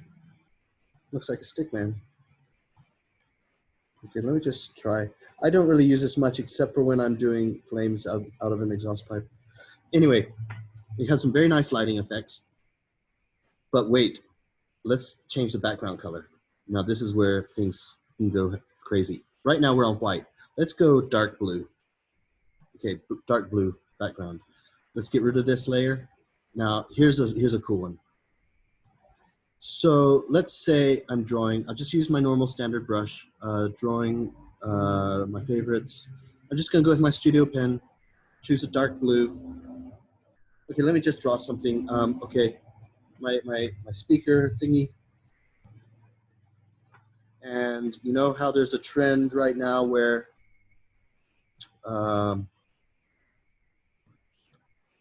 there's like LEDs on every freaking thing. It looks so tacky underneath cars and motorcycles. Well, unfortunately, it's a trend, or fortunately, depending on your point of view. So this is my speaker box. Okay, there we go. Let me make a new layer, and there's these lighting effects that you can do. So let's choose elements, spray paint, touch up, vintage. Look at all these like brushes you can do. And you can change them all also, but luminescence. Check this out. Okay, now let me choose a hot color like a hot pink. And it makes it look like freaking neon. Let's try something a little bit more current, which is orange. Take the size down, and you can get this magnificent glow effect. This is really great for headlights, for lighting, if you're designing lighting. But in this case, there's these LEDs that go around this thing. And you barely see it back there. See it a little there. You barely see it back here. Barely, because it has LEDs going just back there, barely. So, you know, you can get some cool lighting effects. There's many other options. Light brush. Let's see what this guy does. Oh, I love this. This is like the things going through like light speed and stuff. I like that for spaceships. Pulse, I don't know. Oh, this is the classic background. You can adjust the colors, but you know, where it's like the faces in the foreground and it's crispy, but in the back, the city's at night and it's all these like orbs. So there's some very nice lighting effects in brushes. I don't know a lot of these. They've been updated. So let me just check out this. I don't know. All right, whatever. Let's change the color to blue because that's more of a blue type of thing. Yeah, something you see in a really cheesy TikTok video. Let's go one more. Let's try another lighting effect. I've not tried this, so I'm experimenting. Nebula. Oh, wow. That's some really nice TikTok stuff too. Okay, I'm not even on TikTok. I don't even have the app. But I can see that working for something. I don't know what. Okay, anyway. There's those brushes. There's lots of lighting ones. I just don't know what this light streak does. Let's just see. I guess that's disco-y type. I don't know. Huh. All right. Fair enough. Okay, so anyway, lights. So let's see what else. Industrial. Oh, twisted tree.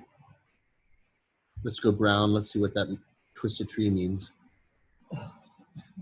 Let's just, if I press it once, I can see what it is. Honestly, I don't know what it is, but a good texture, you know, for whatever thing you're using. Corrugated iron, this one's good.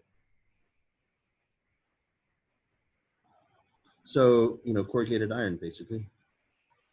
Let's undo all that. So there's a lot of brushes. I don't, you can download brushes. People make brushes. You can download them for free, like Spencer Nugent, Sketch a Day makes a lot of brushes. Industrial, we tried that. Organic. If you need some plant matter, let's go green, I guess. And let's just crank it up. So, okay, now my speaker has some trees behind it. Let's just really make it work.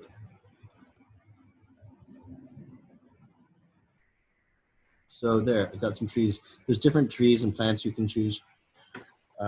So that kind of works.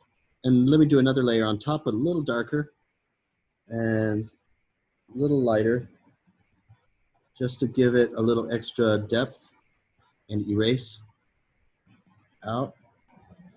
So I've got little trees behind my speaker. So tons of brushes. Okay, let's say I want to change the color of my grass, my trees. Okay, there. So now this is, I've showed you a few tools about this wrench. Cropping. Oh, it does amazing animation stuff. If you need an animation of a cartoon character jumping or whatever, it does a whole bunch of animation stuff. It's all down to how this video thing works. Remember I said frame by frame, each time you do something, it does. So it's got this whole thing where you can animate. Like, let's say you have an antenna that's coming out or something in our product design. Well, you can show that, or a door opening. You can show that through this, where is it? Oh, video, canvas. Oh, animation assist. I haven't used it much yet, so I'm not gonna mess with it, but it sets up all your frames in here, and you can really make doors open, blades come out, whatever you want. But anyway, I'm not gonna go there because I don't know it very well. But what I do wanna show you is, let's just undo all this. I wanna change the color of these plants. So just like, and I'm gonna duplicate this layer because you can do some funky stuff when you duplicate layers, but I'll turn off one. So there it is, there's my plants. And I'm gonna go to this little magic wand right here. This little magic wand. So this has all of those Photoshop effects like hue, saturation, brightness. We have that in Photoshop. So wait, I'm on the right layer. Oh, this is new, pencil and layer. This is new stuff. I haven't played with it. I'm only used to the layer. So what happens is I want to change the saturation so I can jack it up or take it down so there's no color. Same as Photoshop. I can increase its brightness, make it dark, just like Photoshop. And then hue, saturation, I can change its colors just like in Photoshop, which is very useful. What else can I do to those plants? Oh, curves, just like what we do when we're scanning something. You can adjust the curves, and you can, like, if it's black and white, you can get rid of all of the fingerprints and smudges on your stuff, but I don't have that problem right now. If you take a photograph of your sketch, you can adjust it through this to get rid of all those fingerprints. Gradient map, I've never done that, but it's pretty obvious what it would do. Gaussian blur, so let's blur these little guys. So put it in the background, and let's blur it. It's hidden, but up here there's a slider, and Gaussian blur, you see my plants, so I can make it in the background, just a wee bit of blur, just to give that extra depth. So, but I don't like that. I mean, I will blur stuff sometimes, but so you have that blur stuff, motion blur, and so you can make it look like it's going fast, or stationary, or whatever, or a little bit of vibration, just it's a little bit vibrating. Okay, I'm gonna undo that. So you get all the blurs. Perspective blur, I've never played with it, but I'm sure it does cool stuff. Noise is noise. Increases if you want a slight texture to make it a little bit more realistic. So for example, a little bit of noise, a wee bit of noise goes a long way. So let me take it down really low, just a little bit, just to get that little bit of texture in there. Nobody notices it. They don't say, oh, he added noise. It's just something you don't notice, but it's a detail that goes a long way. In this thing, noise, sharpen, like Photoshop. Bloom, I don't know what bloom does. Glitch, oh, glitch. Let's see what that does. Ooh, glitchy. Hey babe, there's a glitch function on Procreate. Oh yeah. Because we're always trying to find glitchy stuff. Now, yes, it's pretty interesting. Okay, well, anyway, I'm down with that because that's fun. That's new. I haven't done that before. All right, so glitch. Oh, halftone? What? Seriously? Thank God I'm teaching this class because I'm learning more than, than the students are. Oh my God. All right. I have to try this because I use color halftone a lot in like posters and just graphic design. So I'm gonna have to try something. I'm gonna make a new gallery. I just want to see how this works because if this color halftone works like Photoshop, then we are in the money. Okay, I'm gonna choose black. I'm gonna go airbrush. Oh, airbrush. Brook's faves. Soft brush. Oh no! Come on. Sometimes it doesn't activate. That's a little annoying. You have to really make sure it's activated. Okay, let's just go big. Go big or go home, huh? All right, let's color halftone it because normally you got to turn it black and white to make it work. Halftone. Come on. Do it to me. Is it getting bigger? It's getting bigger. Oh, wow. Okay, now this is very good for graphic design. For me, because I do this a lot. Let's say full color. Okay, screen print. Screen print, just keeping it 3 colors. Oh, this is trippy. That's a nice little graphic design right there. Okay, but anyway, let's you want to see? Look. So there it is, just a simple airbrush. Okay, and then so so it has color halftone. This is new, I haven't checked out this. But okay, let me drag it this way.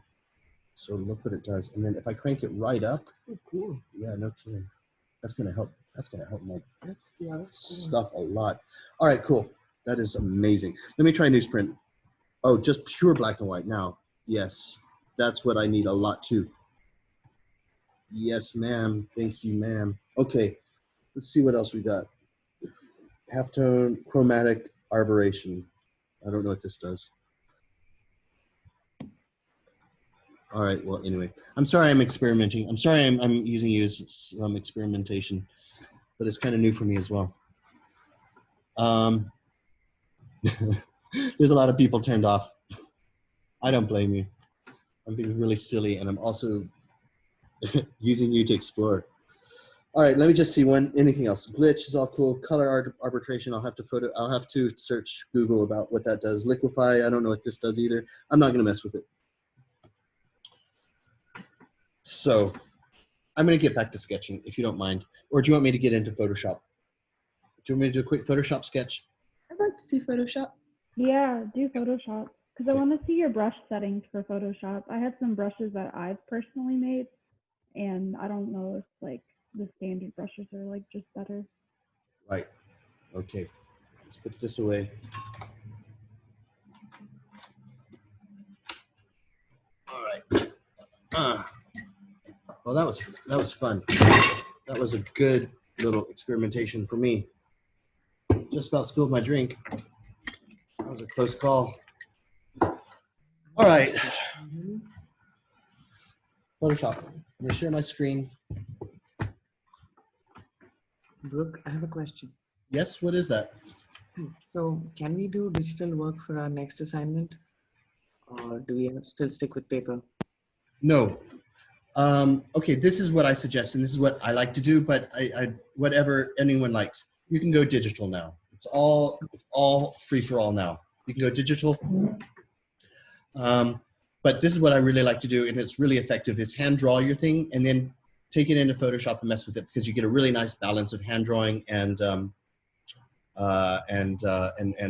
digital. So you can hand draw, you can draw directly onto the tablet. I don't really like drawing directly on the tablet, Okay. but we're gonna do it. But yes, everyone do what you want now.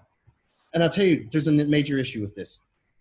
As far as I'm quite OCD, and I like to tell you everything that I know, and I would love to get into Illustrator with you, and maybe we can get a chance.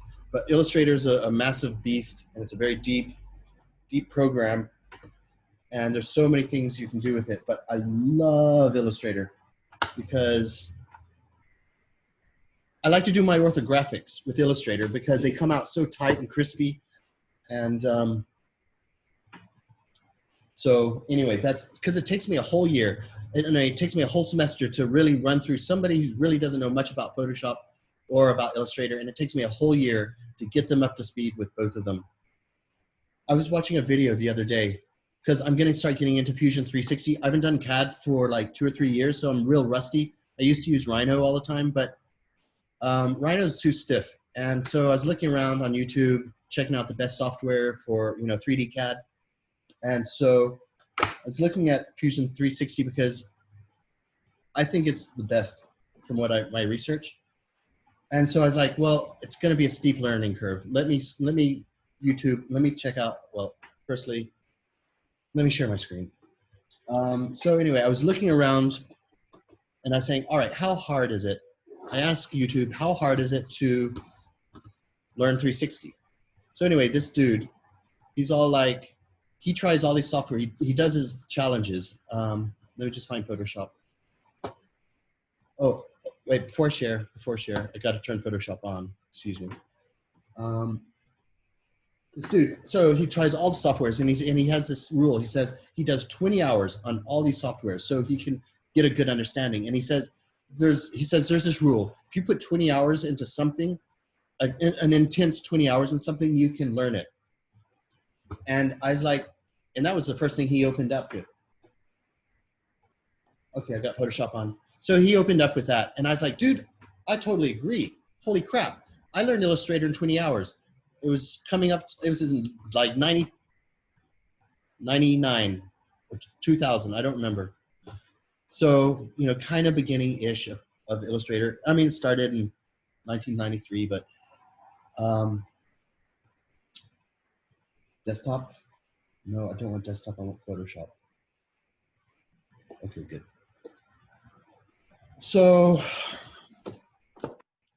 anyway, the dude started off his thing about like, if you can learn any software in 20 hours. And so I was like, oh my God, I spent all night. I spent like 20 hours. I think I did some Adderall or something then. And I spent 20 hours learning this Illustrator to do a package drawing, a full blown.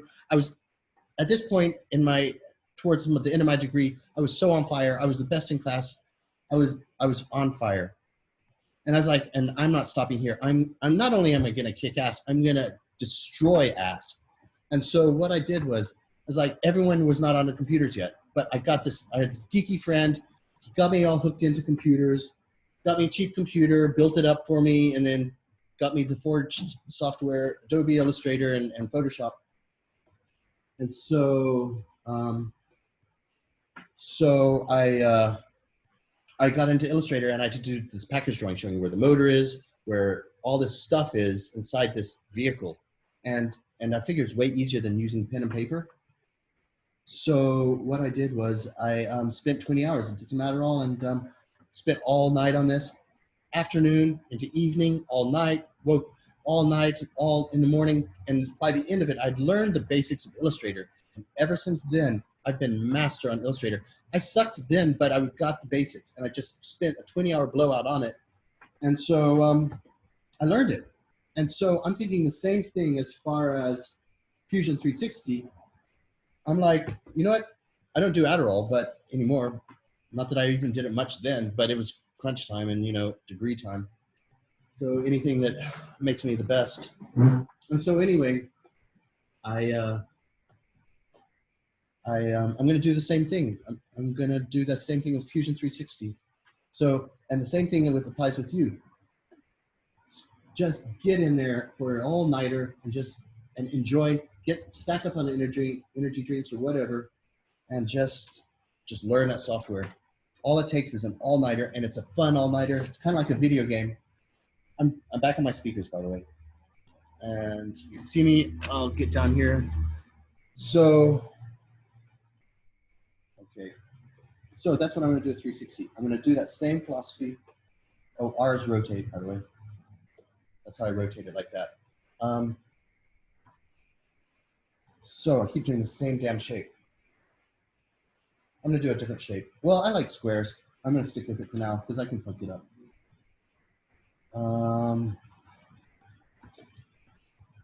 Oh, and you know what? Okay, brushes. You're talking about brushes. Right now, I have a very simple default brush. It's this. It's depending on your pressure, it works like this. But I like this brush for certain things, but I actually prefer a brush that gets sharp at the end. And they call this a sausage brush. But I like these type ones. This or this. No, not this. I like. Wait a sec. Oh, I like it when it gets thick and thin, but not airbrushy. Maybe this. Nope, not that. But that's not bad. Okay, let me find my other brush. And these are all default brushes. I haven't built my own, even though I have in the past. But so what I like to do is I like to get this type of brush because it mimics more the pens. Okay, and so there, and I'm not going to choose dissolve. I'll choose multiply so I can start building up layers. But I don't like to draw with full blast 100% power. Notice up here, I don't like to draw 100% power. I like to draw with a little bit less. In fact, I like to start off low. If I'm starting at the beginning stages, let's test it. I like to go super low, just like a cool grade 1. And I build it up like this. And so I'm gonna probably, in fact, I'm gonna go lower than that, just so I can get a nice under, let's go to 4%. Barely audible. Let's just see if I can. So I'm going to start off a concept. It's too pyramidy, but whatever. I'll get into it. And so I start by putting in some basic ideas. So there's that. And now I make a new layer. And then now I'm going to start getting into that. With that basic underlay, make the brush small, kind of more like a pen. Start jacking this thing up to about 30. And now I start sketching like I do with a pen. Oh, but the reason why I don't like doing it on this, on the Cintiq is because this Cintiq is just so big and awkward. And then now I have to, well, that's not such a big deal. But so just get in there a little bit. And start getting into my little corners. But I like to work on, so I can build up the line weight when it's at a certain opacity. Because right now I can, so let's say the light is coming from this way. Now I can really start building up this depth and darkness on this side because it's in the shadow side. So it's already getting depth. So I noticed I did this thick stroke, which is kind of at the beginning, which is kind of a cool little styling, which was a happy accident. So I'm going to use it. So so I'm going to there, and I'm just going super light, a couple little strokes. Let's see what this thing turns out like. I've got no clue what I'm doing yet. I'm going to go very light around here. Oh, here's something I do like about Photoshop. So I'm shaky for no reason, but I am a little shaky. So when I'm sketching, I don't care. But when I want to get in those corners and I was shaking a little bit, then I'm going to go into this thing, smoothing. Smoothing is very useful, but it's very slow. But it can really fix you up. So there's a guideline, and it goes slow because it takes a lot of memory. But at least you're going to get some good curves. And you can see that little red line, and it's just, it really helps. You've got to do some very tight highlights. But I don't really need it at this point, but I did want to mention that. And be sure to turn it off because it slows you down big time. All right, I'm going to do some contour curves. So I'll make a new layer. That's where I want my contour curve to go from here to here. I undid it because I want it halfway there, and I want it halfway there. So I'm going to make a new layer and start putting in these contour curves. And now I can get rid of that first one. And I'm going to do a new layer. I just use layers a hell bunch. Rotate. So halfway's here and halfway this is here. So I'm gonna put the guideline in. It's good enough for me, but it's on a layer, so I'm gonna put in these contour curves, and let's turn that off. So got rid of those guides. Let's go in there a little bit deeper. Honestly, I really don't know what I'm doing here yet. I kind of have an idea.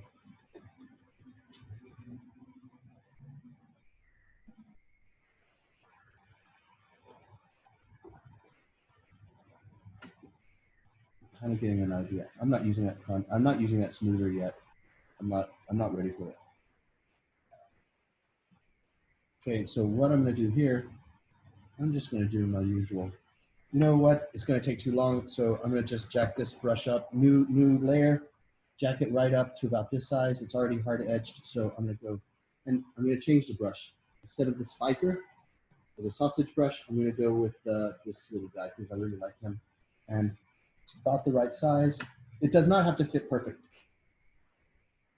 but I'm going to go light. What happened? Hold on, wait, what's going on? B for brush. Okay, there we go. So I'm going to go light and get it dark as I come near me. And bring it. So next one is that one and this one. Darker, because I'm pressing harder. Fade it off. Light, and as it gets closer to me, darker, press harder, and get lighter as it goes off. And finally, this one down here. Light, dark as I press harder. So, and then I guess I forgot it up here. Light and dark. So, well, I screwed that one up, didn't I? Because look, I have, okay. Trying this again. There, dark. Because I'm basing it off these, going underneath, because I've got a contour curve here, got it here, got here, here. So what I was thinking was holes are underneath. So let me try again. And now it should be more there.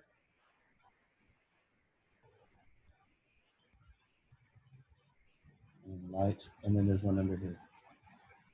No, I'm not gonna put one under there. So I've got these holes, and we put in some contour curves, new layer, B, back to my little spiker. Make it small. I think about 5 is a nice number. So notice this, 5 right there. That's a nice size brush.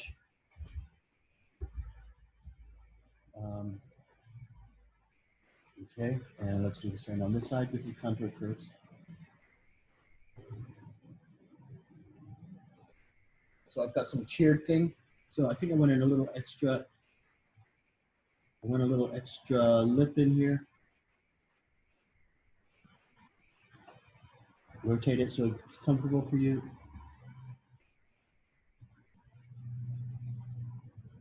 And R's rotate. What the hell is that?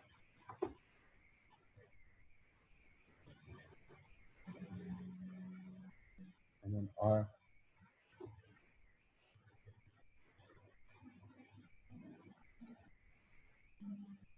Wait, that's one on top of the dark.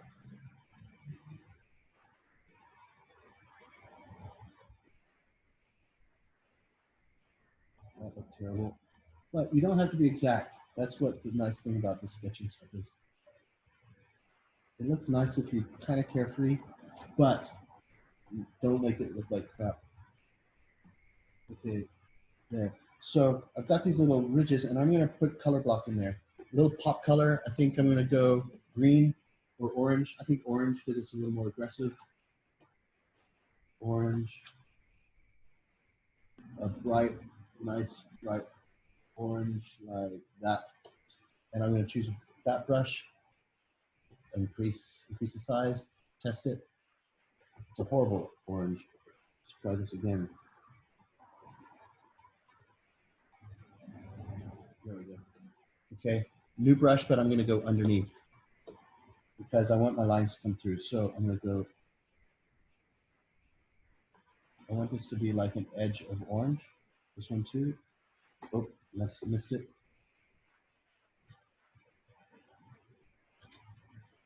This one here.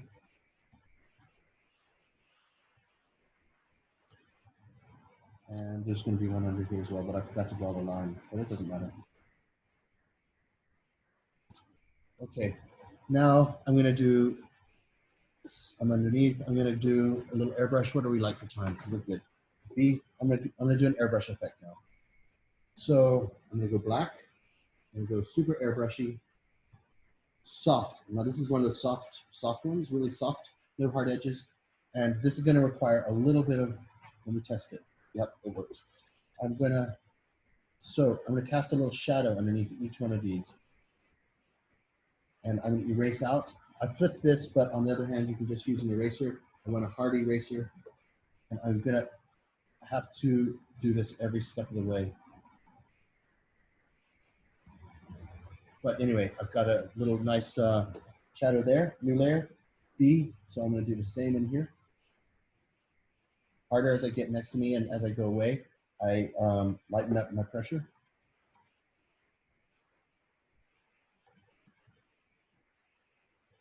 Okay, new layer, B. And I'm going to do the same thing, increase the width of this because I'm at the base and I need wider. Dark now, light as I go away. Eraser, and I'm just going to erase out. What part am I erasing out? Oh, the top. Okay, eraser. A little too big.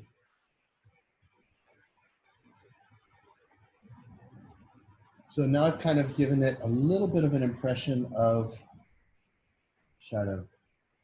And I don't know why I'm doing this, but it just feels like I need to do it. Okay, let's put in a little bit of a highlight. Okay, this is going to be a dark core, and I'm just going to new layer, B. You know what? I'm gonna do this mass production style. Huge brush. I'm gonna cover a lot of ground with this, but it also takes a lot of memory. So I'm gonna just bust this thing right in the middle. Big, but it's gonna take a lot. I'm gonna click it with the mouse, in fact. And I'm clicking. Oh, there. You see, it's a little bit slow. So let me undo each one until it looks right. Okay, I've got a little bit of an airbrush on top. I'll even do one more. And I've got this layer here so I can always turn it down or turn it up. Now I've got that in there. I'm gonna go one layer on top with brush, and I'm going to put in, hold on, I gotta reduce the size of it. It takes a while to reduce because it's so memory intensive. This takes a little bit. Okay, I'm gonna put a highlight, a core in each one of those. So I've got a new layer, I'm gonna go white, and this is nearest me, so I'm gonna go hard and light. A little bit extra there. And now I'm gonna use, is that white? So I'm gonna erase out there, and I'm gonna erase out underneath. So I've got that core, new layer. Hard next to me, and then as I go in, lighten it up. Now I'm gonna erase that out. Because I got it on a new layer, I'm not affecting the other stuff, and I'm trying not to get that lip. New layer, brush, hard with me, next to me, and then as I go in, reduce it. This is on a new layer. Oh shit, I didn't put it in a new layer.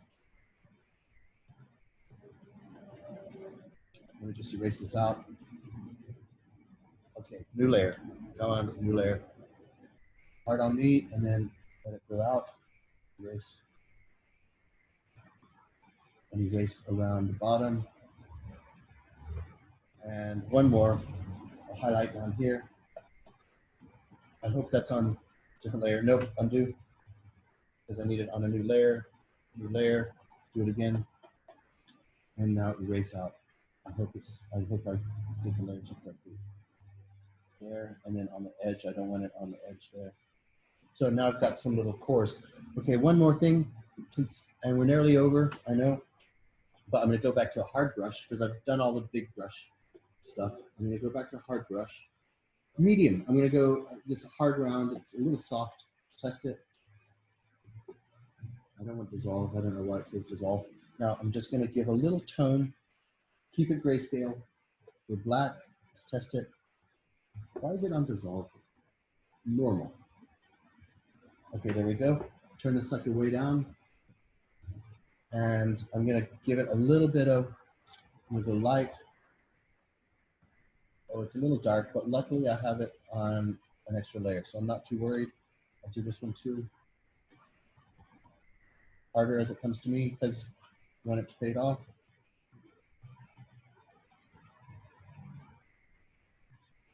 I'm not worried about the darkness. It's too dark, but I have it on a layer, so I can always change it. And let me turn it down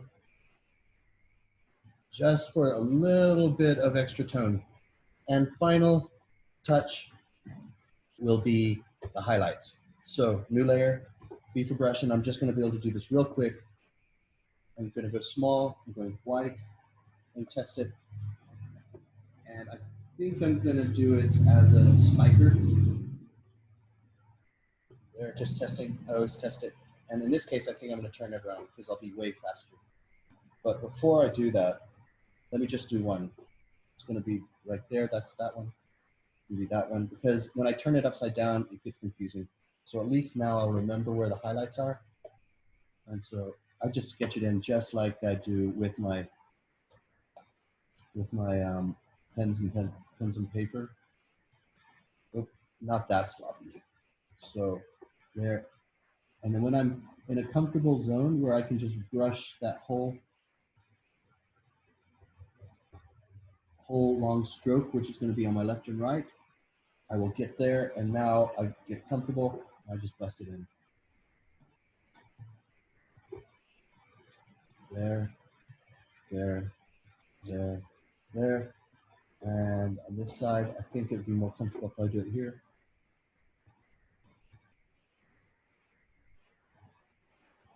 Okay, and I'll turn all that whole layer down. It's a little obnoxious.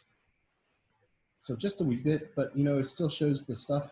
And let's get, okay, I still got 3 minutes left. There's something I want to put in here, and it's ribs. So here we go. Okay, ribs. I want ribs in here. No, wait, yeah, I'll just stick with it. Fade it out as I go away. This is a sampler. I'm only just doing a part of this product just to experiment, to see about design language. I don't need to do the whole damn product. You know, the bosses would love me for this because it's like you're not doing the whole product, but you're still doing some good experiment. So these ribs go in, they go in there.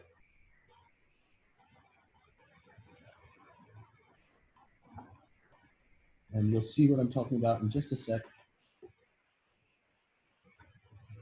Muscle memory, use that muscle memory.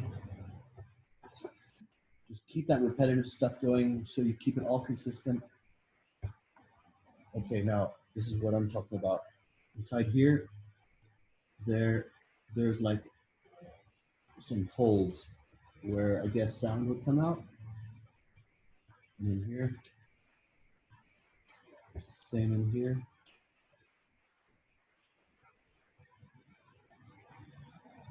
You don't have to be stuck in, you know, you don't have to get too stuck in being everything precise. It's just about being quick and get those ideas out quick.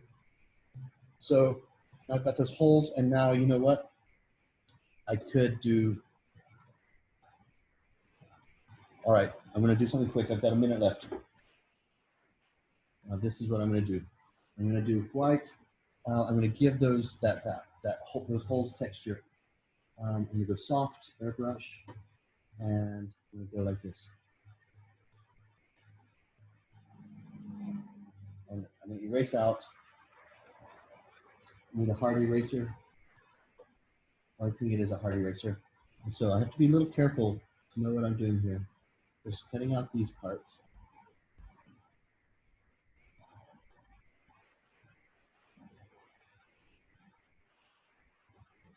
This is an experiment. This this first layer as an experiment. See if it works and see if it works. And it kind of does. Okay, let me just try erasing out this other piece, and then I'll just have to repeat this step.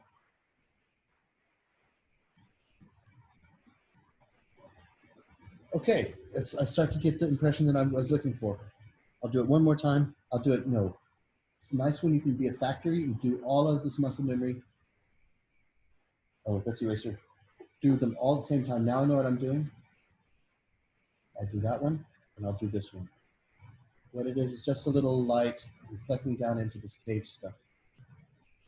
And there, now I'm going to erase out the walls, which is eraser, E for eraser.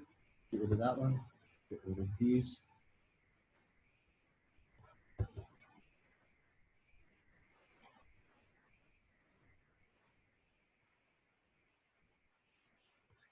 No, I'm so glad we can do digital now because, to be honest, I didn't have to spend money on a bunch of markers.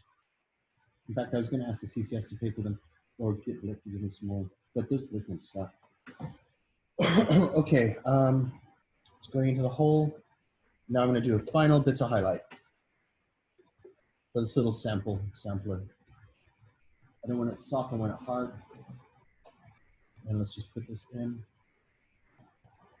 Oh, I need a new layer because I know I'm going to have to adjust this. The muscle memory stuff, that repetitive stuff, do it all at the same time. You know what? I just thought I sounded like Gordon Ramsay just now. It's actually kind of nice. Okay, there it is, and I'm going to turn it down so it's not so obnoxious. Okay, well, it is what it is. Hey, you know what? I'm going to change my down at the way bottom here. I think I had those contour curves, and I'm going to change them. So I hope it's all on a layer. And when I change the contour curves, there they are. There they are. I'm going to turn them down. Turn them right down because I want to change them. I'm going to make a new layer, B, black, and I'm going to change it because I want it to be like that and down like that. So that's the contour that I'm looking for.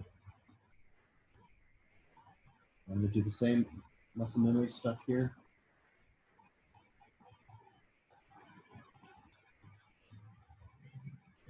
Actually, it goes like this. That's how it is. It really goes into the cave and then down like that. Let me try that down here. Into the cave and then down like that. Into the cave, down like that. Oh, wow. Anyway, that's a little short Photoshop lesson. That's one way I use Photoshop. And I was trying to show you, Katerina, a little bit about how I use the brushes, but I don't make my own brushes. I don't really have time for it. I do make my own brushes for Procreate though. What's fun, what I really like to do is try to recreate some of my favorite pens. Like my favorite pens are Sharpie that's running out. So you start to apply it and it starts to fade off as you go quick because it's running dry. And so I managed to recreate that pretty nicely in Procreate by taking one of their default brushes that looked similar and then just tweaked out the levels. And then I made my own Sharpie brush and it works out. It looks just like Sharpie. All right, this ends at 3:30 or 3:15? 3:30? Okay, what do you want to see?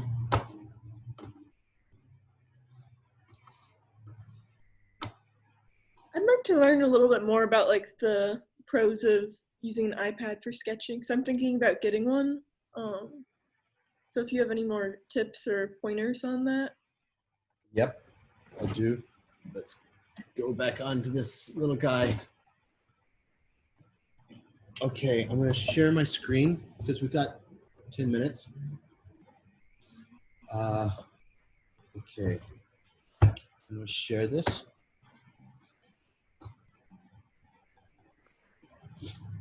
So out of all three of the programs, you like Procreate the best, right? Yes. Yes, without a doubt. And you will find everywhere people say that unless they don't really know. It is the industry standard now. So people are taking iPads into their studio. So let's say you've been training up on your iPad for the last 3 years at school, and you're used to the iPad. They don't care if you come in. There's a little bit of issues with secrecy. Like, I was talking to General Motors designers, and they're like, they have to get special permission to take their iPad out, and it can't be connected ever to the internet and all this stuff, especially people working from home. So they have rules. So there is like going into the studio, doing secret work, and then coming back. And I don't know how they deal with it, because I don't have to deal with that stuff much. I don't really. But there's like, but what my point is you've been busting out on iPad for the last 3 years, and you're really good at it. And you go into the design studio, and you can take your iPad and still work on it, and you can still upload your work onto their servers, and so it's changing everything, and it's saving money for the companies, because they don't have to buy this $2,000, $3,000 Cintiq. All right.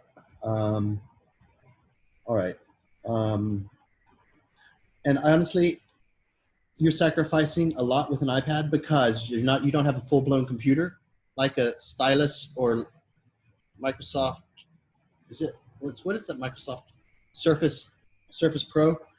Or you get the Wacom, which is overpriced. Don't get the Wacom stuff. You can get the Wacom computer. You can get the stylus, Microsoft Surface. There's some other ones from China. There's HP do them. But honestly, the iPad is so powerful for just this.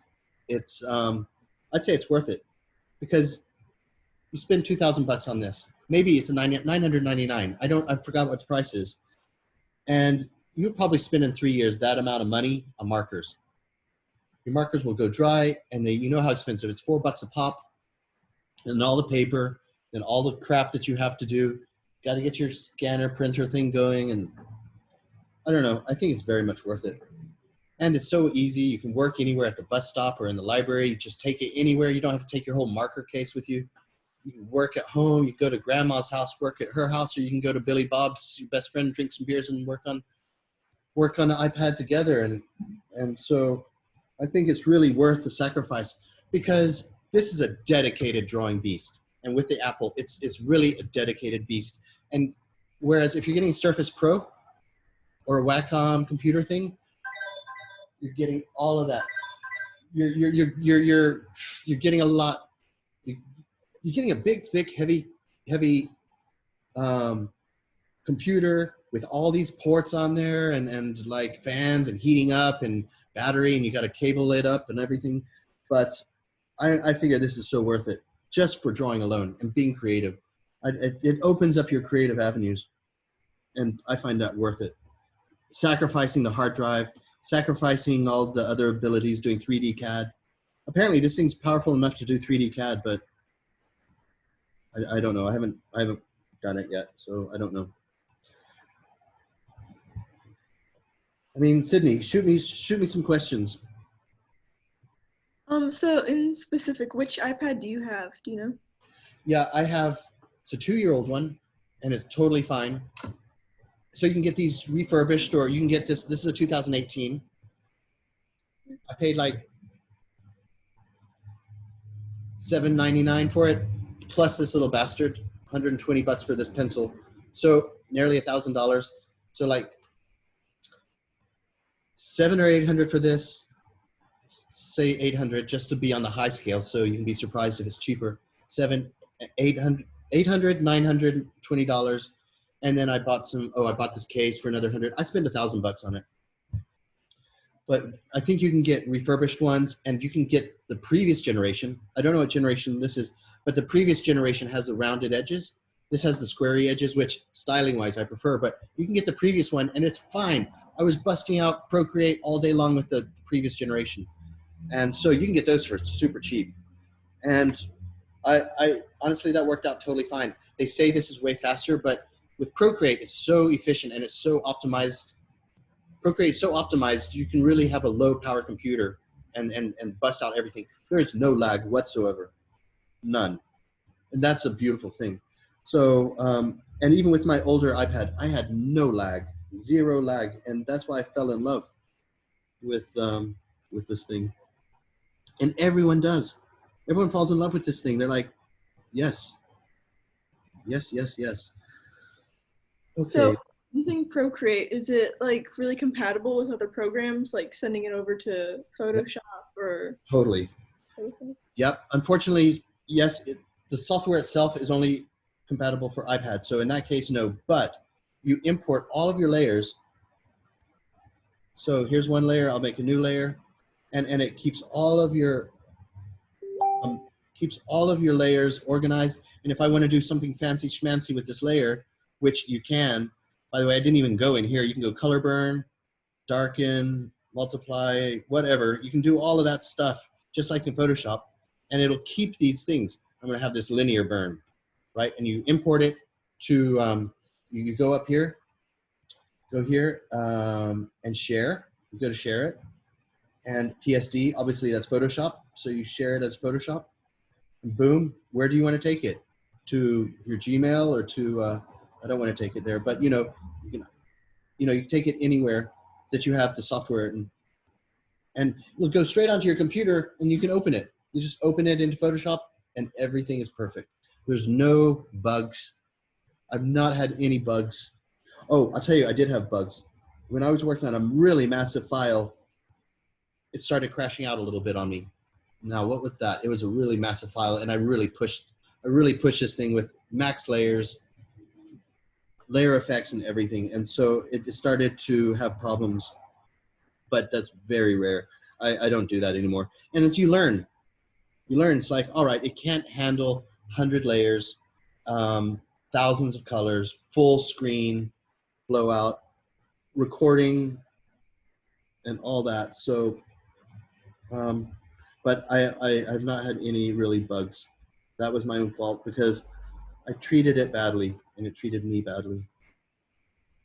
That's fair. Yeah. Okay, well. Okay, I'll put in a shadow in here. And so I just can outline this. And if I want to save time, I'm just going to drag this in for my shadow there. And there's going to be a shadow under here. And I'll drop this in. So I've got a shadow under there. Oh, and there's going to be a shadow here too. There's going to be a wee shadow here. And that one's easy enough to color in. But I cannot recommend the iPad enough. And you know what? When the students came back from Christmas and a lot of them had their iPads, they were like, thank you, Brook. Thank you. And this guy's Skippy Peanut Butter. That's what I call him. Because his mouth's always stuck together. All right, so anyway. All right, guys. I'm done. Well, I had fun.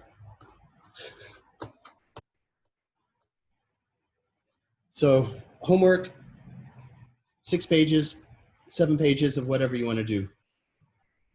I guess I would suggest working on your studio stuff just to like get extra damage from me and from them. You know, you can really spend a lot of time on it, but you really do whatever you want. And this was an oddball lesson because I did digital and it's only new. All this, I just spontaneously did this. I normally have it planned out what I'm doing each day or each week, but this was like computer stuff. And so I don't have any agenda for homework. You do whatever you want. Just give me 7 hot pages. Sounds good. Okay, everyone. Thank you all. Have a great weekend. Don't get too wasted, and I'll see you on Monday. Thank you. Have a good weekend. You too. Thank you. Yeah, thank you. Thank you. Thanks, guys.